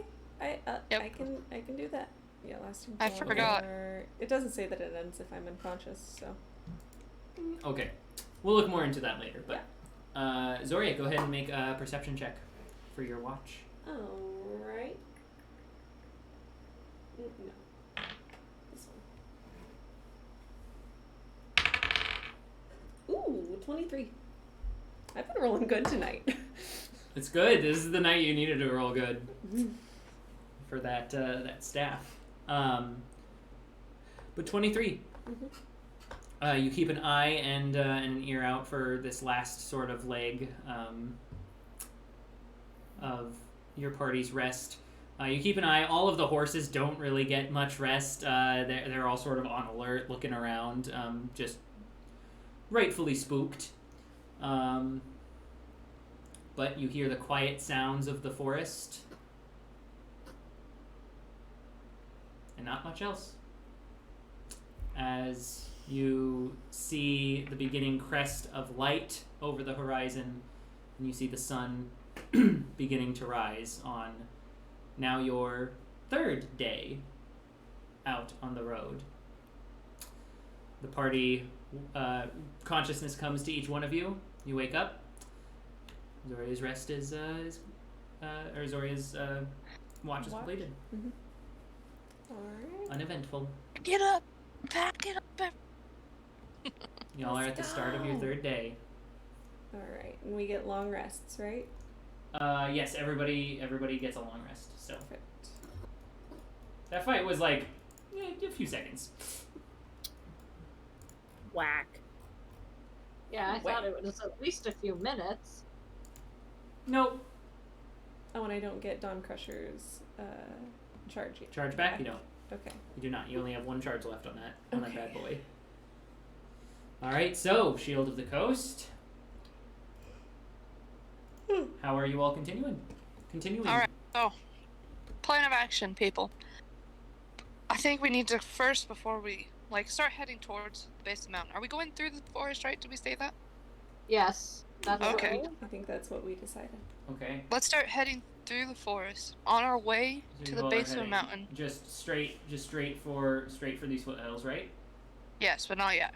Okay. And then when we while we're walking, we'll try to find a nice place that we think we can keep the horses. Leave the horses for a bit with some grain, some water and whatnot. And then continue on foot the rest of the way. I'm concerned about someone stealing our horses. I'm concerned about dire wolves eating That our too. horses.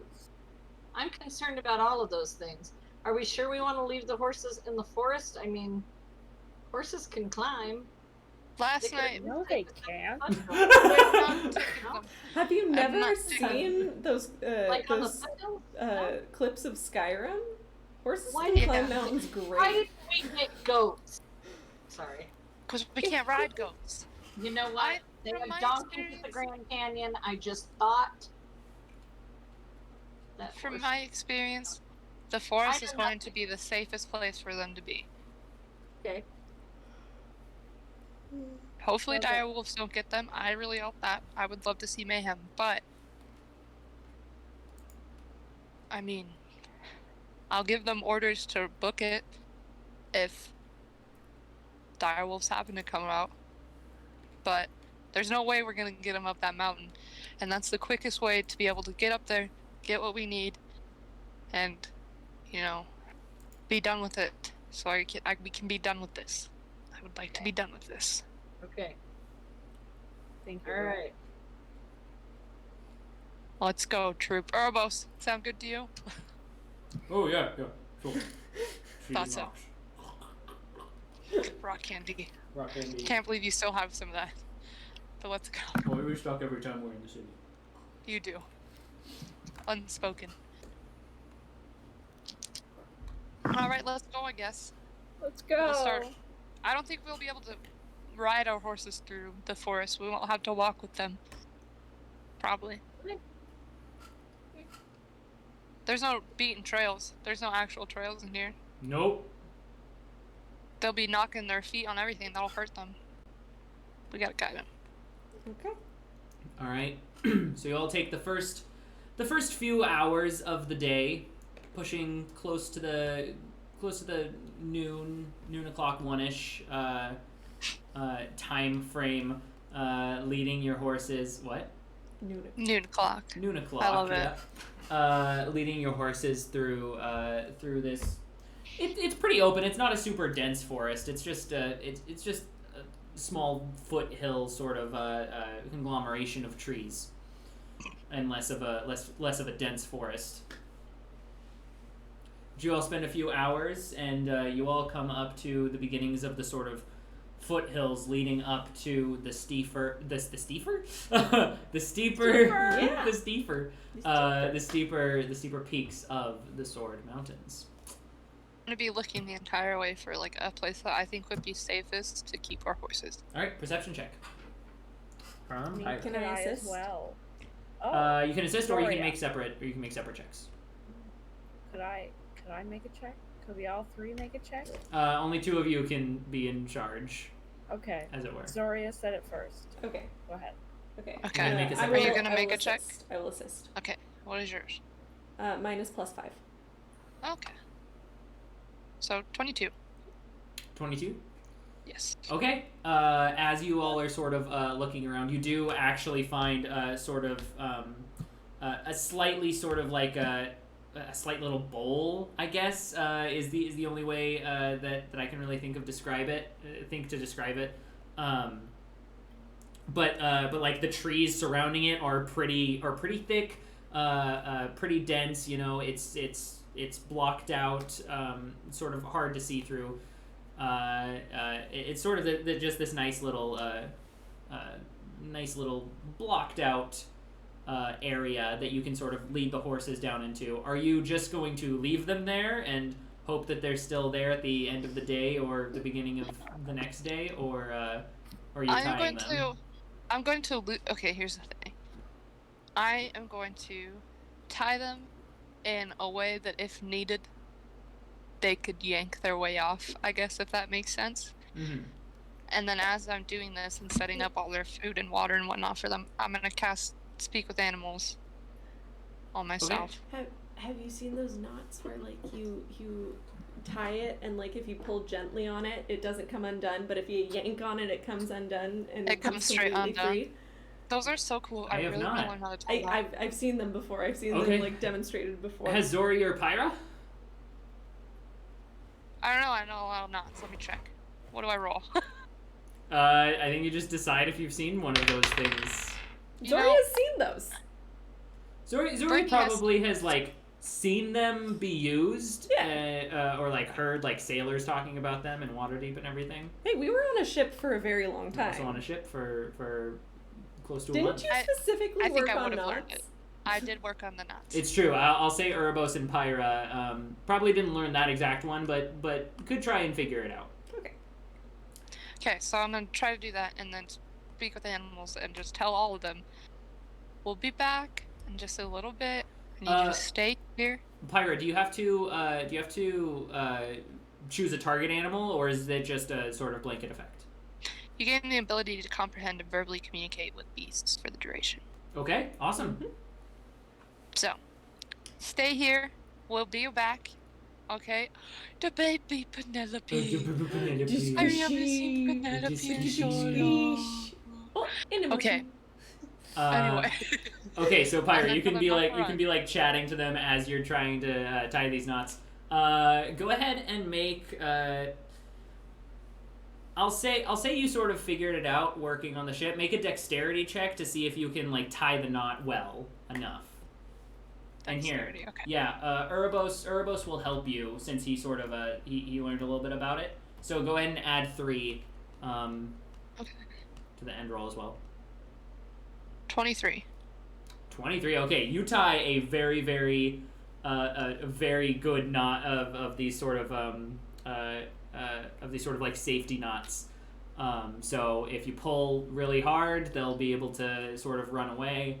But for the most part, it'll keep them in place if they're just wandering. I'm gonna tell Mayhem specifically. If anything comes up to you guys and tries to hurt the rest of them, you're in charge, Mayhem. Okay? Yes, miss! You're gonna run back to where we got you. I will run!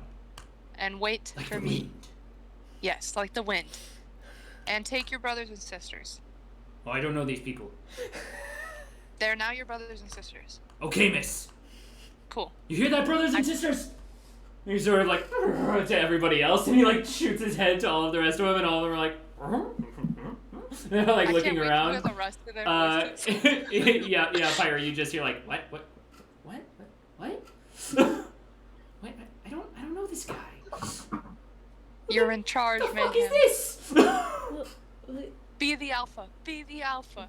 And I'll turn around. Okay, guys, we're good to go. Okay, Pyra, make a persuasion check, please. All right. Persuasion. Oh, I'm not too bad, actually. 19. 19? Okay. They all of the rest of them seem pretty confused. But they're like, but you just hear sort of in the crowd like, all right, yeah, sure, I get it. Yeah, okay, fine. We'll wait. And then go back home if you're attacked, right, guys? You hear, what was your horse's name? Freckles. Zoria? You hear Freckles go, I don't know where home is. Follow Mayhem. Which one's Mayhem? This one. I'm gonna point to. Okay. Do you guys know each other's names? I'm gonna spend my 10 minutes going around and introducing each of us to each other so they know each other's names. Hold on. Okay. they all you see them all sort of like squint and go, okay. And just Mayhem is just, yes, miss. I love my horse. Cool. Alright, guys, we're good to go.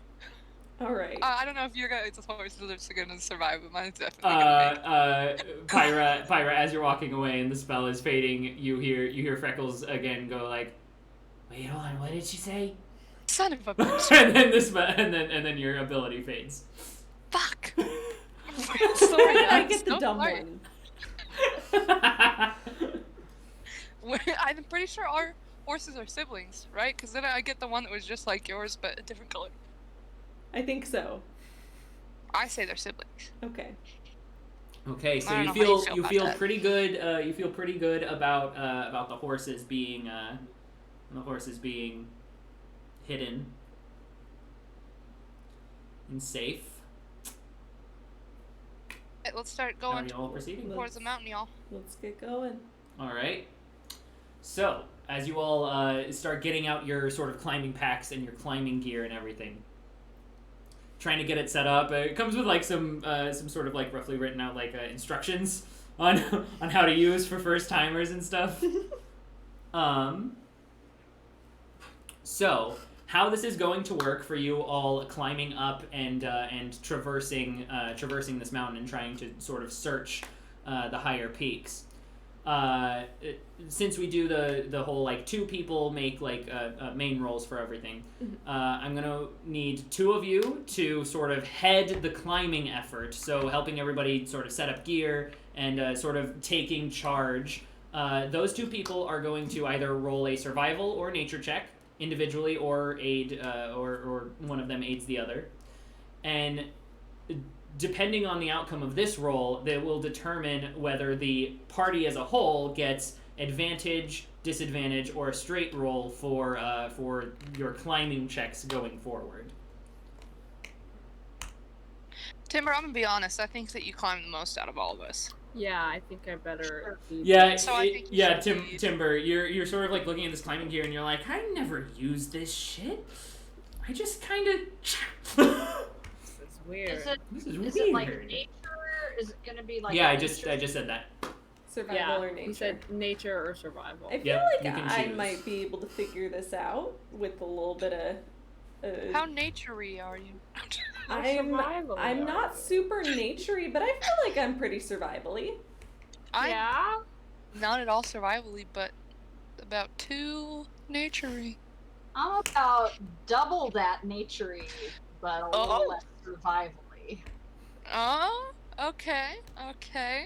Oiladar's looking like a good one. Zoria, would you double my nature? And a little more. A Oh, little more, okay. Mhm. A little more than double Well, for survival. For for nature, I'm about on par, I'm pretty sure. Okay, I think Zoria, what if you and I do survival? Zoria. yeah. I'm yeah. into it. All right.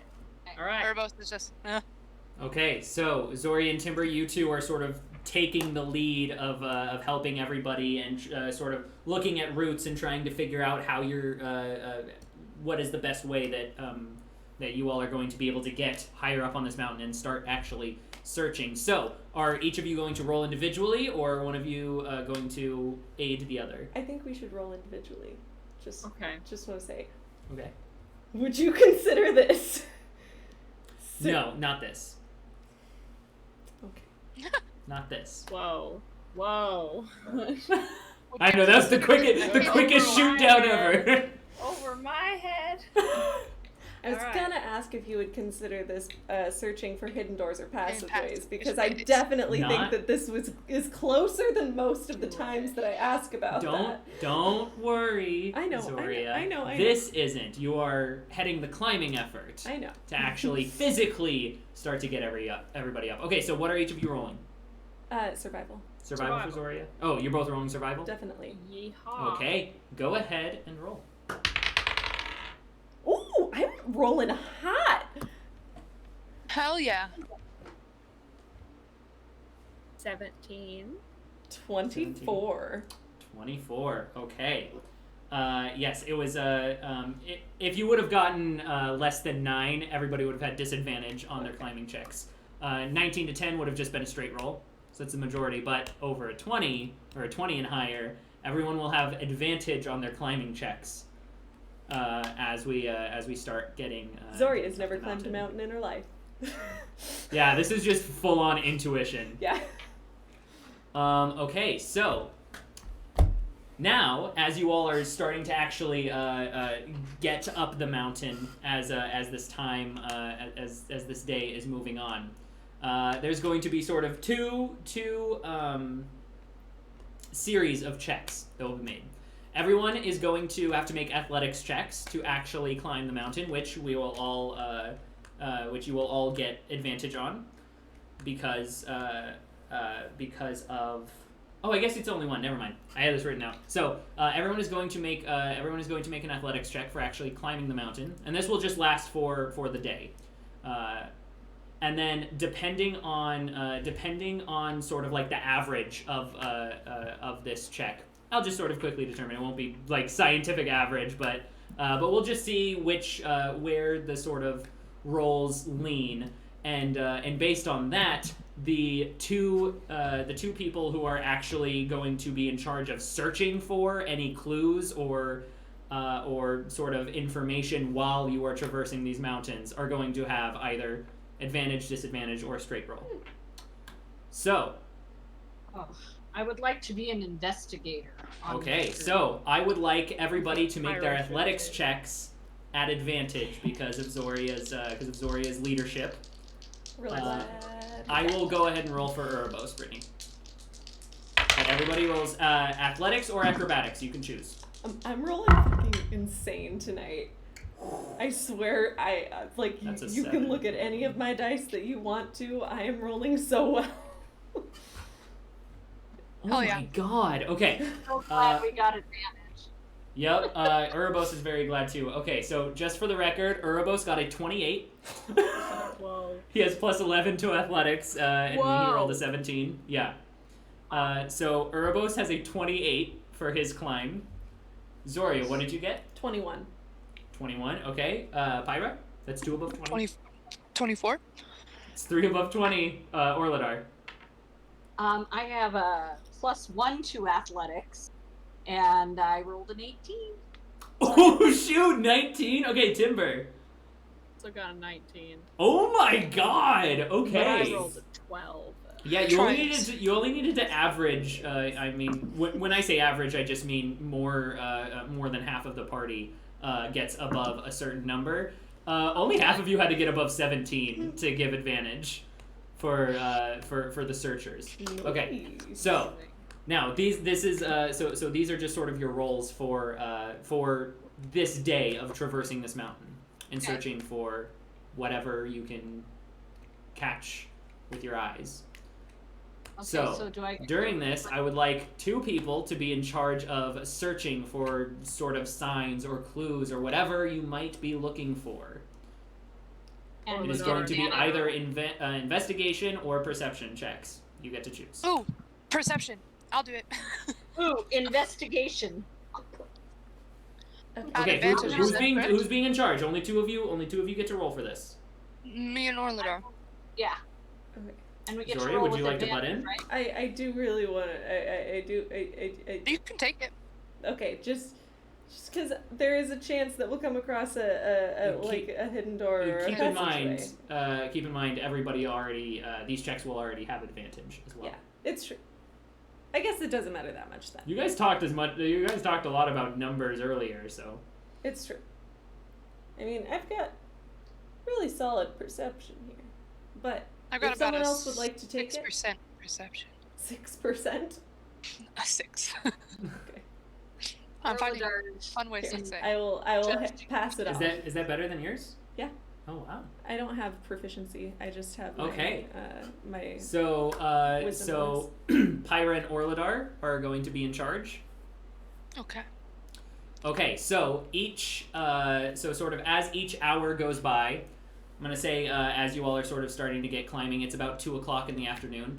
As each hour goes by, you will have to succeed on 3 checks in a row to be able to sort of find your first clue. Okay, which ones do I want? All right, so.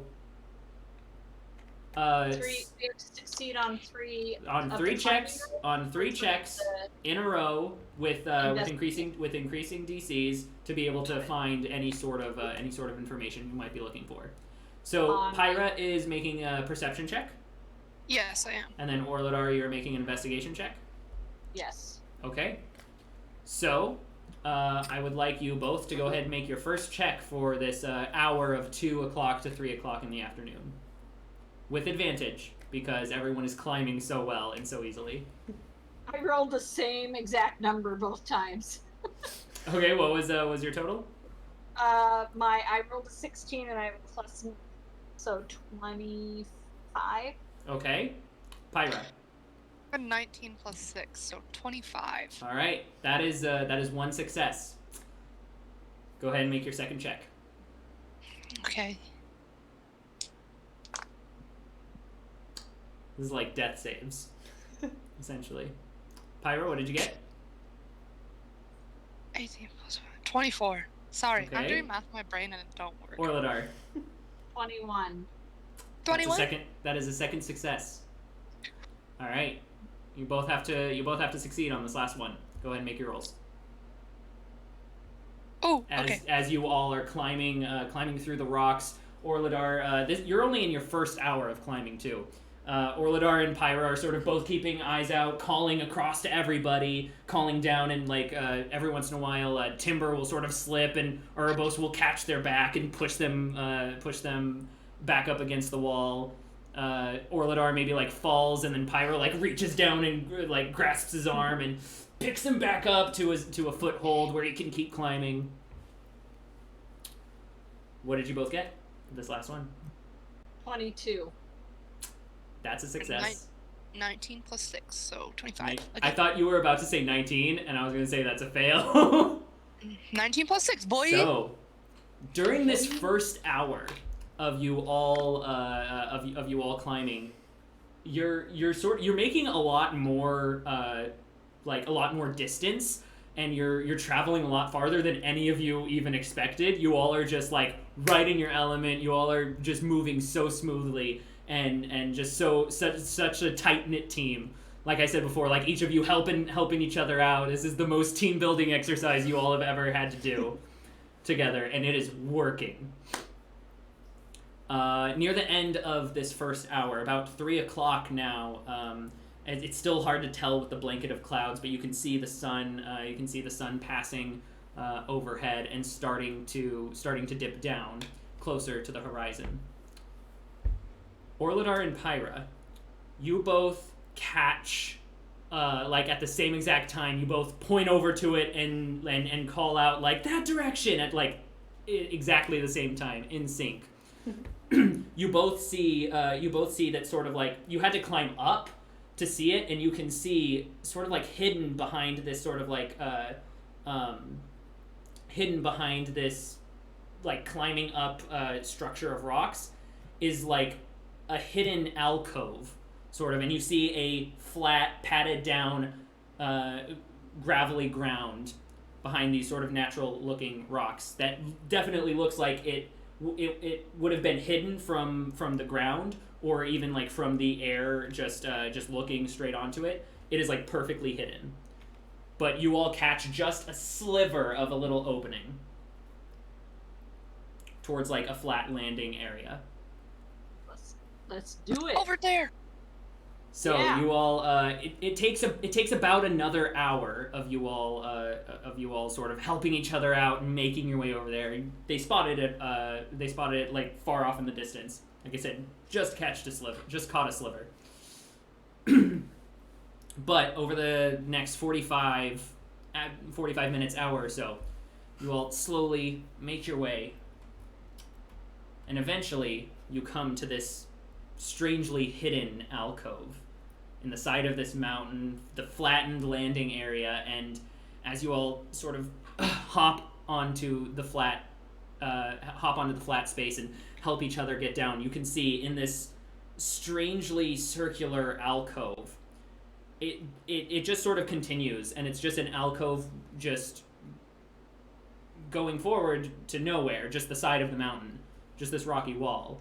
But in the center of this alcove, you see a 20-foot tall obelisk made of this sort of tan stone and gold trim with a golden cap at its peak. It's sitting atop a 5-foot by 5-foot square base, but it's only about 3 feet tall. And in the center of each of the sides is affixed a smooth oval-shaped, completely jet black gemstone. And you can see that if you like walk around it or anything, you can see that on each of the flat-faced sides, all the way around it, is this sort of inscriptions of some sort of language. Can any of you speak Abyssal? I don't think so, because I think I only speak the opposite. Brittany, do you speak Abyssal? I mean, Pyra? That would make sense. It would make sense for Pyra to speak with us. Do I have comprehend languages today? Ooh. I might have that. I guess I only asked know what. Infernal. I guess I should have asked what languages you all speak, but Well, it's and fine. Bothy. Does Urbos speak anything? Erebos only knows common and primordial. I guess I'm going to- primordial. I can And he cast says, comprehend languages as a ritual. It'll take me 11 minutes. That's No, 10 How minutes. much of how much of the inscription is there? Like, how big is it? Would you say? There's just like a few. I mean, it's really hard to tell. They're sort of medium-sized runes, and they just sort of line the entire 20-foot side of each. And it's Uh, four-sided? Of each, yep, four sides. I'm gonna tear a couple pieces out of my notebook, piece of paper, and pass them to everyone, and then break my charcoal a bit and pass it to everyone. I'll just go etch over it so that we know what it looks like, and we can take it to someone who knows what it says, and then move on. Yeah? Oh, we've been climbing for hours. Isn't this a good place to take a little I rest? think it Well, wouldn't be a bad thing at all. I don't And I trust can- anything up here. take a rest, and it'll take me 10 minutes to cast comprehend languages, and then I'll be able to just read it. I'm afraid to even touch this thing to rub etchings off of it when we don't know what the inscription says. Yeah, that's I really fair. want to touch it now. My impulse control is so bad. Pyra, eat some jerky. Give me 10 minutes. Oh, shit. I'm gonna cast comprehend languages. Erebos walks up to it and just touches it. Just at the same No. time. Yep, at the same time, opposite sides, Erebos and Pyre just walk up to it and just Oh goes, my god. Urbos, did you die? "No, did you? No. I think it's safe, guys." Great. Let's take a break and have a snack. Yes. Erebos is like, "Yeah, I can take a break." He sits on the side and hangs his legs off the ledge and digs into his pack.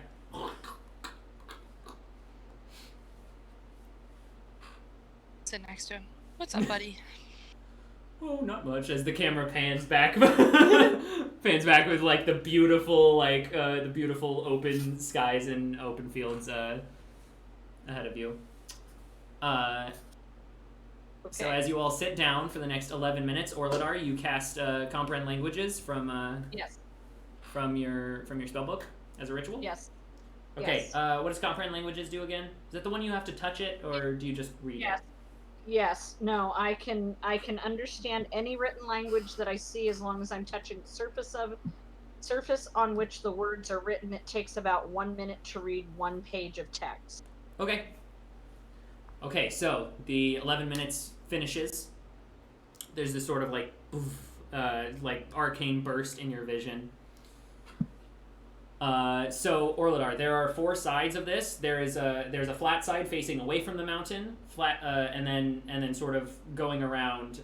There's to the right of the side facing away. There is a side facing toward the mountain, and then a side to the left of the face facing away from the mountain. Which one do you try to read first? The flat side that's facing the mountain? The flat side that's facing the mountain. Yeah. Okay. Question: do you read any of this out loud, or are you just reading this in your mind? No, I'm reading it all out loud so that everybody can hear Okay. what I'm saying. Okay. So you're reading it all out loud, and you're starting facing the mountain. Yeah. I'm just getting a sense of the situation. I'm It's just making. such a bad. You're making me nervous. I'm just making sure I know what's happening. I am going to be unwittingly casting some spell that is going to transport us. I'm just making out. sure. I'm just making sure I know what's happening. I think it's pretty safe. I touched it. All right. Yes, that's you Oh, God. understand. That is what I Okay. am doing. No. So as you All right, touch it and you everybody, begin. You guys take notes of what I'm saying because I'm just going to read it and you guys write down what I'm saying. Okay? All right. Yes. Starting. Okay. so. Me and Urbos just. So you sharing a place. snack. Yep. You two are just. Oh yeah, this is pretty great.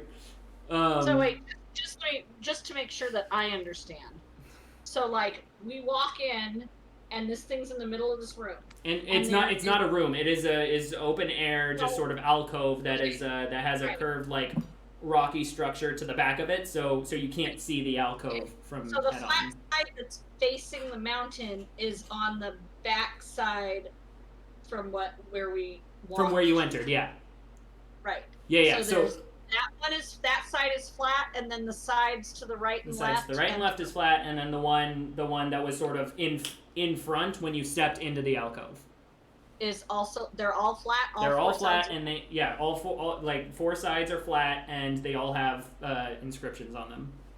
Okay, I'm gonna, instead of starting at the side that's facing the mountain, I think I will start at the thing that we see first. Okay. And move. So I'll read the one in front of me, and then I'll move to the right. Okay. So. And just in a circle. Okay, so as you walk to the back, you place your hand and you start to see the runes sort of moving around with your arcane vision, and you take your hand off and you're like, a second. You just just second guess yourself and you step around. So now you're starting by reading the one facing away from the actual mountain structure.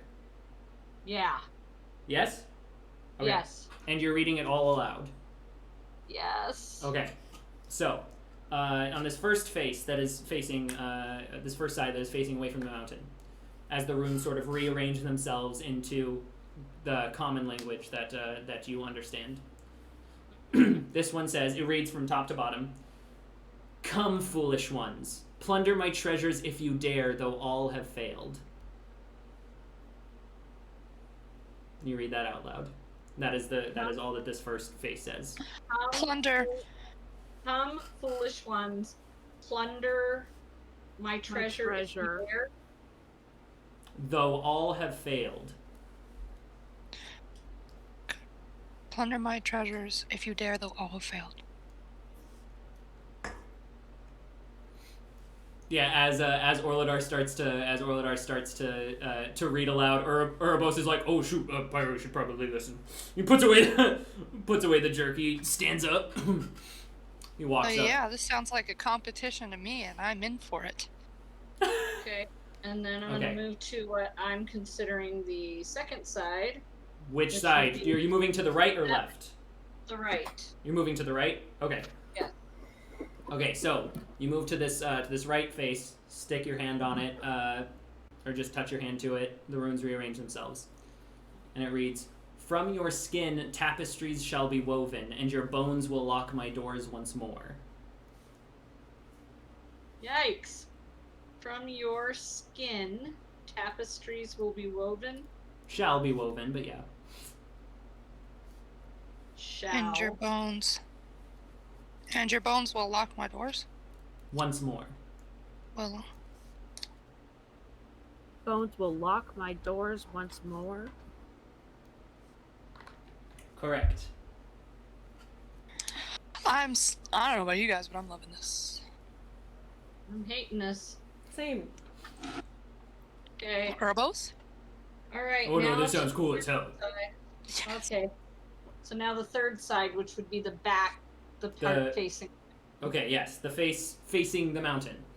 Yes. You read, and you can sort of like see it in your periphery. So you get all of this. This side reads, "For one must fail to know success, one must die to find the key." And so you get that whole message, just sort of seeing it from your periphery. But as soon as you say the word "die" out loud, you all notice that each of the 4 black gemstones rapidly just fills with a bright white light, and then they all sort of are sunk back into the middle of the middle of the gemstone, and there is a giant explosion of a flat black energy that just slices through all of you. And I need everyone to make a Constitution saving throw for me, please. Are you gonna roll for Erebos or should I? You go ahead and roll for Erebos. What was that line once more? Yeah, what was that line? For one must For fail. one must fail to know success, one must die to find the key. Nice. One must die. So my hot Two, streak is over. die. Oh Yep, no. it is. It is. Zoria, it what did you get? is. Con save, you said? No, wisdom saving throw. Sorry. Oh, Just okay. keep your rolls, but add your wisdom, not your constitution. I just read that wrong. Less horrible. 12. 12. Poor. That's a fail. Urbos. Pyra. Oh. Did you hear me that I Oh. said wisdom, not constitution? Yes. Okay. Yes. What did Urbos get? 16. Urbos saved. Okay. Pyra. And I got 12. That's a fail. Orladar. Nat 20 plus Hell Okay. 22. All right. You save. Timber. Oh, what? We didn't hear that. 9. Okay, that is a fail. So Zoria, Pyra, and Timber, you three take 13 points of necrotic damage as it just fills your body. You all look, and for all three of them, sort of their veins turn black for just a second, and then it sort of recedes. Your breath is almost taken out of you. You said 13? 13 points. So I will take 6 because I'm resistant. Ooh, shit. Okay, yeah, you take 6 points of necrotic damage. So And Timber, now I'm at 69 hit points. Thank you. you're welcome. Yes. Nice. Nice.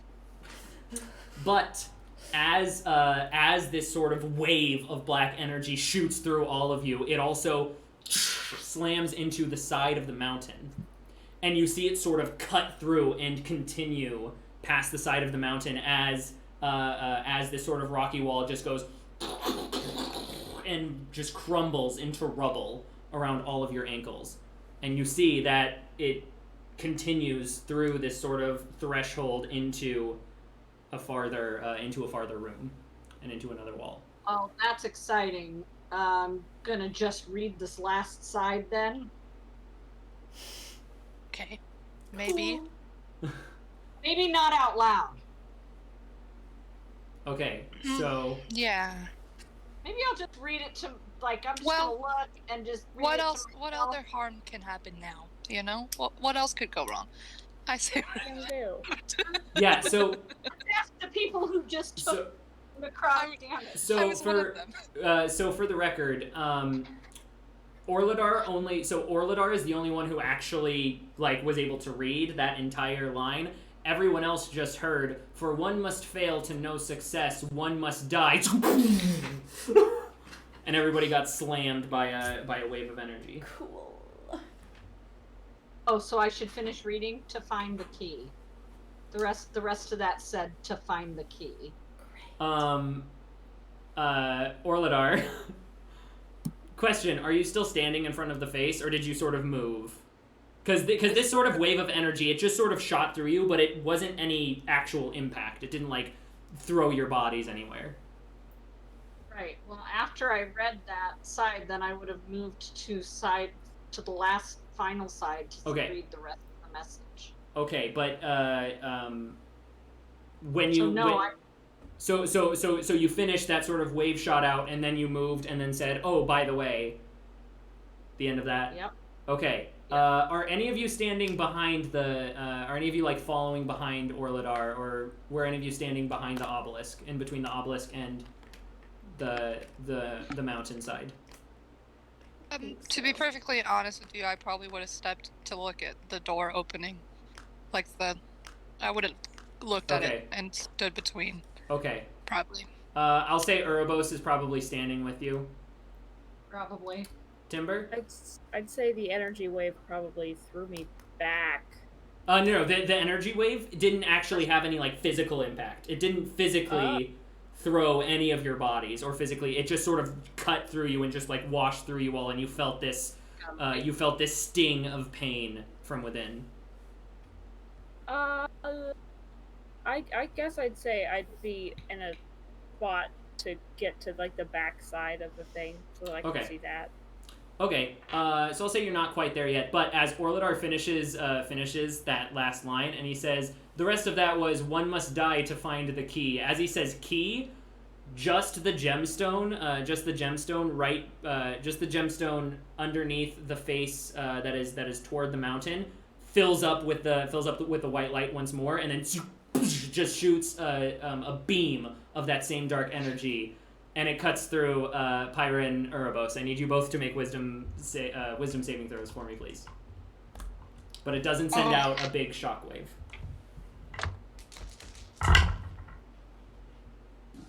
Fuck. What did Uroboros get? 4. Okay, he fails. And what did you get? Natural 1 plus 0. Okay, so you both fail. You both take 15 points of necrotic damage. I hope John isn't watching right now. I'm sorry, John, if you are. Sorry, buddy. You said 15? 15 points of necrotic damage as just a straight beam shoots toward the wall. It doesn't you actually, now that you're standing in the sort of threshold, you see that it just slams into sort of the next wall, but it doesn't have the same effect. It doesn't crumble the wall away. It looks like it was sort of meant to destroy this part of the wall, but nothing further. Just breathing heavily. That's Yeah. hurt me more than most of the things we fought the last couple days. Yeah, that didn't feel too good. Okay, so maybe this last side, I'll just read it to myself first. Maybe we should all take 10 steps back. Okay. Okay? I don't know about you guys, but I'm backing away from any of these crystals, gems. I'm gonna grab Uroboros. I'll back away. Oh, but Okay. the room. Nope. Everybody's back away except Orladar, because Okay, yep. got it. Orladar, Yeah. you put your hand on this last side to the right Yep, of the one facing forward. the mountain, and you just read it in your mind. Yes. You just read it to yourself. Okay, you read, "And none shall escape unless one has a mind for how they entered." And none will escape. None shall escape unless one has a mind for how they entered.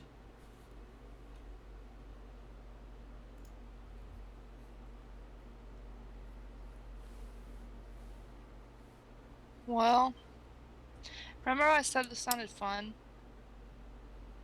That hurt. Oh, okay. I was gonna say Orladar hasn't told any of you of that last one yet. Okay. Yes, of course.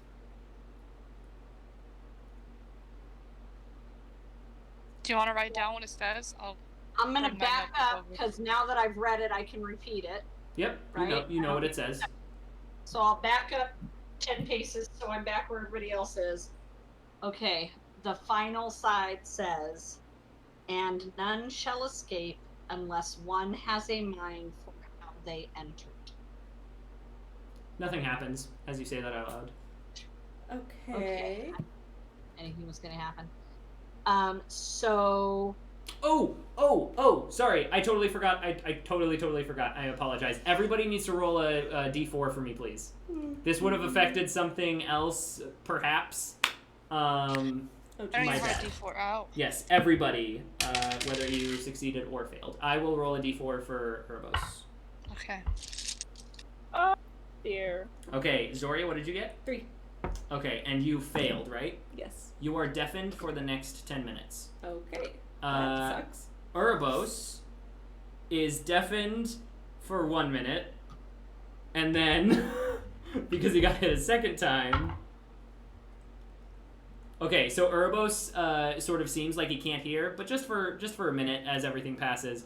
But then after he gets hit by the second beam, he's just frozen. Oh no. Pyra, what did you get for first D4? 3. Okay, so you are deafened for the next 10 minutes because you failed on the Okay. first one, and then go ahead and roll another D4. Oh, 4. You are also frightened of the mountain for the next 10 minutes. So you cannot willingly move closer oh no. towards the mountain for the next 10 minutes. Orladar, what did you get? Fuck. 2. 2? Okay, so you wouldn't have been able to read the last side because you are paralyzed for 1 minute. Okay. Great. Timber, what did you get? Okay, Timber. Come on, baby. Timber, you are blinded for only 1 minute, but as soon as the wave cut through your body, your vision just went black. You cannot see anything. Oh my god. I'm gonna fall to the ground and like hold on, like crouch. Okay. But yes, Zoria, Orladar, and Timber. This only lasts for a minute. So, what? You said 10 minutes for me. Shoot, did you fail? Yeah. You failed. Okay, yes. So you're deafened for 10 minutes. Sorry, I also failed. Yeah. Oh shoot, wait. It was only Erebos and Orladar who succeeded, right? Everybody else failed? That's right. Yeah. So yes, Timber, you are blinded for the next 10 minutes. Oh, for 10 minutes. For 10 That's minutes. not fun. Apologies. And now Erebos, so Orladar and Erebos. Erebos seems like he can't hear, and honestly Erebos doesn't even notice. He just sort of starts looking in the thing, and you grab his arm and he turns around and he sees your mouth moving. He's like, what? But then Orladar and Erebos' afflictions sort of fade off after the minute mark. Okay. And then Erebos gets hit again, and he is paralyzed for 10 minutes. I'm just gonna go to the edge of the ledge, far away from the mountain, and kneel with my head between my knees, because I'm terrified Okay. So then I for read. 10 minutes. So then That so then you read that last part. And wait 10 minutes till everybody feels better. Well, you don't know it'll you don't know it'll only last for 10 minutes. I know. So. Well, we can't go anywhere if somebody's paralyzed. Or frightened. Or Guys, has- I can't see. I can't Okay. see. I can't hear Alright. anything. But would it Yeah, stop Zoria, us so from you're just having looking it? around and everybody's moving their mouths and you hear nothing. Guys, Oh, are you guys talking? I can't hear. She's talking way too loud. Yeah, she's talking way too loud, and Zoria, you can't hear your own voice. Can't hear it either. Where are you? You can talk. I'm I know. Timber, I'm but- right here. I'm just Oh, gonna I was put a doing hand this. on Timber's Yeah. shoulder. I'm right here. Poor I'm Orladar, sorry, the only one who's fine. Nothing's I'm just changed. whispering, scary mountain, scary mountain, scary mountain to myself over and over again. And Erebos is sort of like leaning. Erebos is sort of leaning and in like a walking position. He's just Ooh, Zoria is going to pop Sheesh. her Twilight Sanctuary, and Okay. Go ahead and mark that off. I will. This may not be the best use of it, but it's okay. You only get that once? No, I get it twice. But I am going to end Pyra's fright.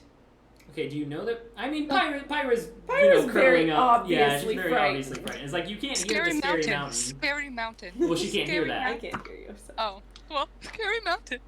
But you do see Pyra sort of just going like this and rocking. So I'll pop Twilight Sanctuary, and at the end of Pyra's turn, Yeah. I'll. So End her. Pyra, you sort of look up and you see Zori's eyes sort of glow, and there's this burst of energy that you're familiar to, and as it washes over you, you just feel this terror of this just of the mountain itself just wash away. You're like, huh. Okay, now I'm gonna turn around and then realize no one can hear me and go, oh god, oh god.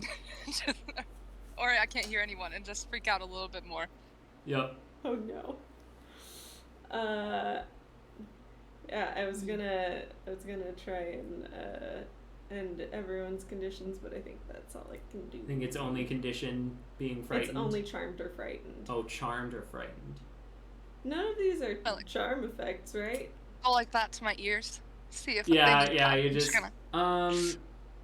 Zoria, go ahead and make a wisdom check. You're gonna betray me. Just trying to focus your abilities. Ooh, 21. 21? Okay. I'll say these aren't technically game mechanic wise being charmed, but it is sort of like a charm affliction, you know? Okay. Yeah. I'll say through some work, Zoria, you're able to sort of like focus and like pinpoint all of the energy into each of your friends. You're able to you start with Erebos and you just stumbles forward. You focus on Pyra's rubbing her ears, so you focus on Pyra again. Pyra, your ears sort of like Oh, and God. then you focus on Timber. Timber, you're crawling on the ground like, and then your eyes just sort of whoosh. Velma, where are my glasses? What was that? Yeah, my can, but it was Well, empty, so it's find my fine. glasses. Yeah, your vision just sort of like comes back into focus, and then you focus on yourself, and you're able to end that over the next like 2 minutes, so you don't have Okay. to wait a whole time. There we go. Okay, everyone good? Everyone good? We back to semi-normal? Okay, so we now know we can't read shit. I think maybe just no more reading. No, the reading's all done. Purbos, I now understand why you're very scared of reading. Well, I guess hey, you're not hey, scared. I'm not scared, or at least I wasn't. But now I am. I don't know if I Me want to too, read buddy. anymore. Me either. That was a very scary thing to read. But, at the same time, guess what's in front of us? Cool mountain room. Yes, Mountain Room! So as Uroboros and Pyra start running through this threshold, like over this sort of mound of rubble and rocks, that is where we'll go ahead and end tonight's session as the camera pans back to three of you just sort of looking dazed, and Uroboros and Pyra are just excitedly going toward the mountain. Oh my gosh. Sounds Are about me and right. Urbos Shaggy and Scooby? Yeah. Yeah. No, because you're Yeah, running we are. towards the thing. Oh, true. Yeah. But anyway, that was a pretty awesome session, y'all. Thank you everybody out there who joined along for the fun and watched along with us. A little announcement: we will not be playing our normal session, at least next week, next Wednesday. Our Brittany has to sadly go somewhere, so we are preemptively changing things around. I think we are, if everybody's schedules stay open for us to have fun. We're gonna do a fun little SOTC Battle Royale one shot next Wednesday. Obviously without Pyra, but hopefully John will be able to be back so we can have a little Uroboros Zoria Orladar Timber showdown. See, I mean, I think I know who's gonna win, but if it ends I'm too gonna quickly, try to we can. watch it. It's gonna Awesome. We really hope you can, Brittany. Yes. We're battling each other? Do you know what a battle royale is, Mother? Listen, I No. thought we were gonna battle some big, scary monster. No, because you get to do that every Wednesday. That's just a battle. That's just a battle. Yeah. No, Battle Royale is fighting each other. It's out of canon, though, so... It's not I'm sorry. personal. It's not Timber. It's not personal. Well, quick- it would be if I was there. Quick shout out to Killer Roy Online for hanging out for a good chunk of the stream. I Hey, appreciate thank you you so seeing all much. your messages. Thank you so much for hanging out in our chat and keeping us company along this adventure. But yes, just want to let everybody know next week no canonical episode of SOTC at least, but a fun little battle royale one shot to see who can best each other within the Shield of the Coast. Oh, I can't wait to see. Yep, I'm very, very excited. But then after that, we should be back. We should be back with episode 18 to see where the Shield go from finding this hidden door-ish into the Sword Mountains of the Sword Coast. We play every week, every Wednesday night at 7:30 p.m. Pacific time, and the new episode goes up on YouTube every Sunday at 12 o'clock noon Pacific time. Make sure to follow the channel or subscribe to the YouTube channel, and thank you for joining us. We'll see you next time. Bye, guys. Bye, everybody.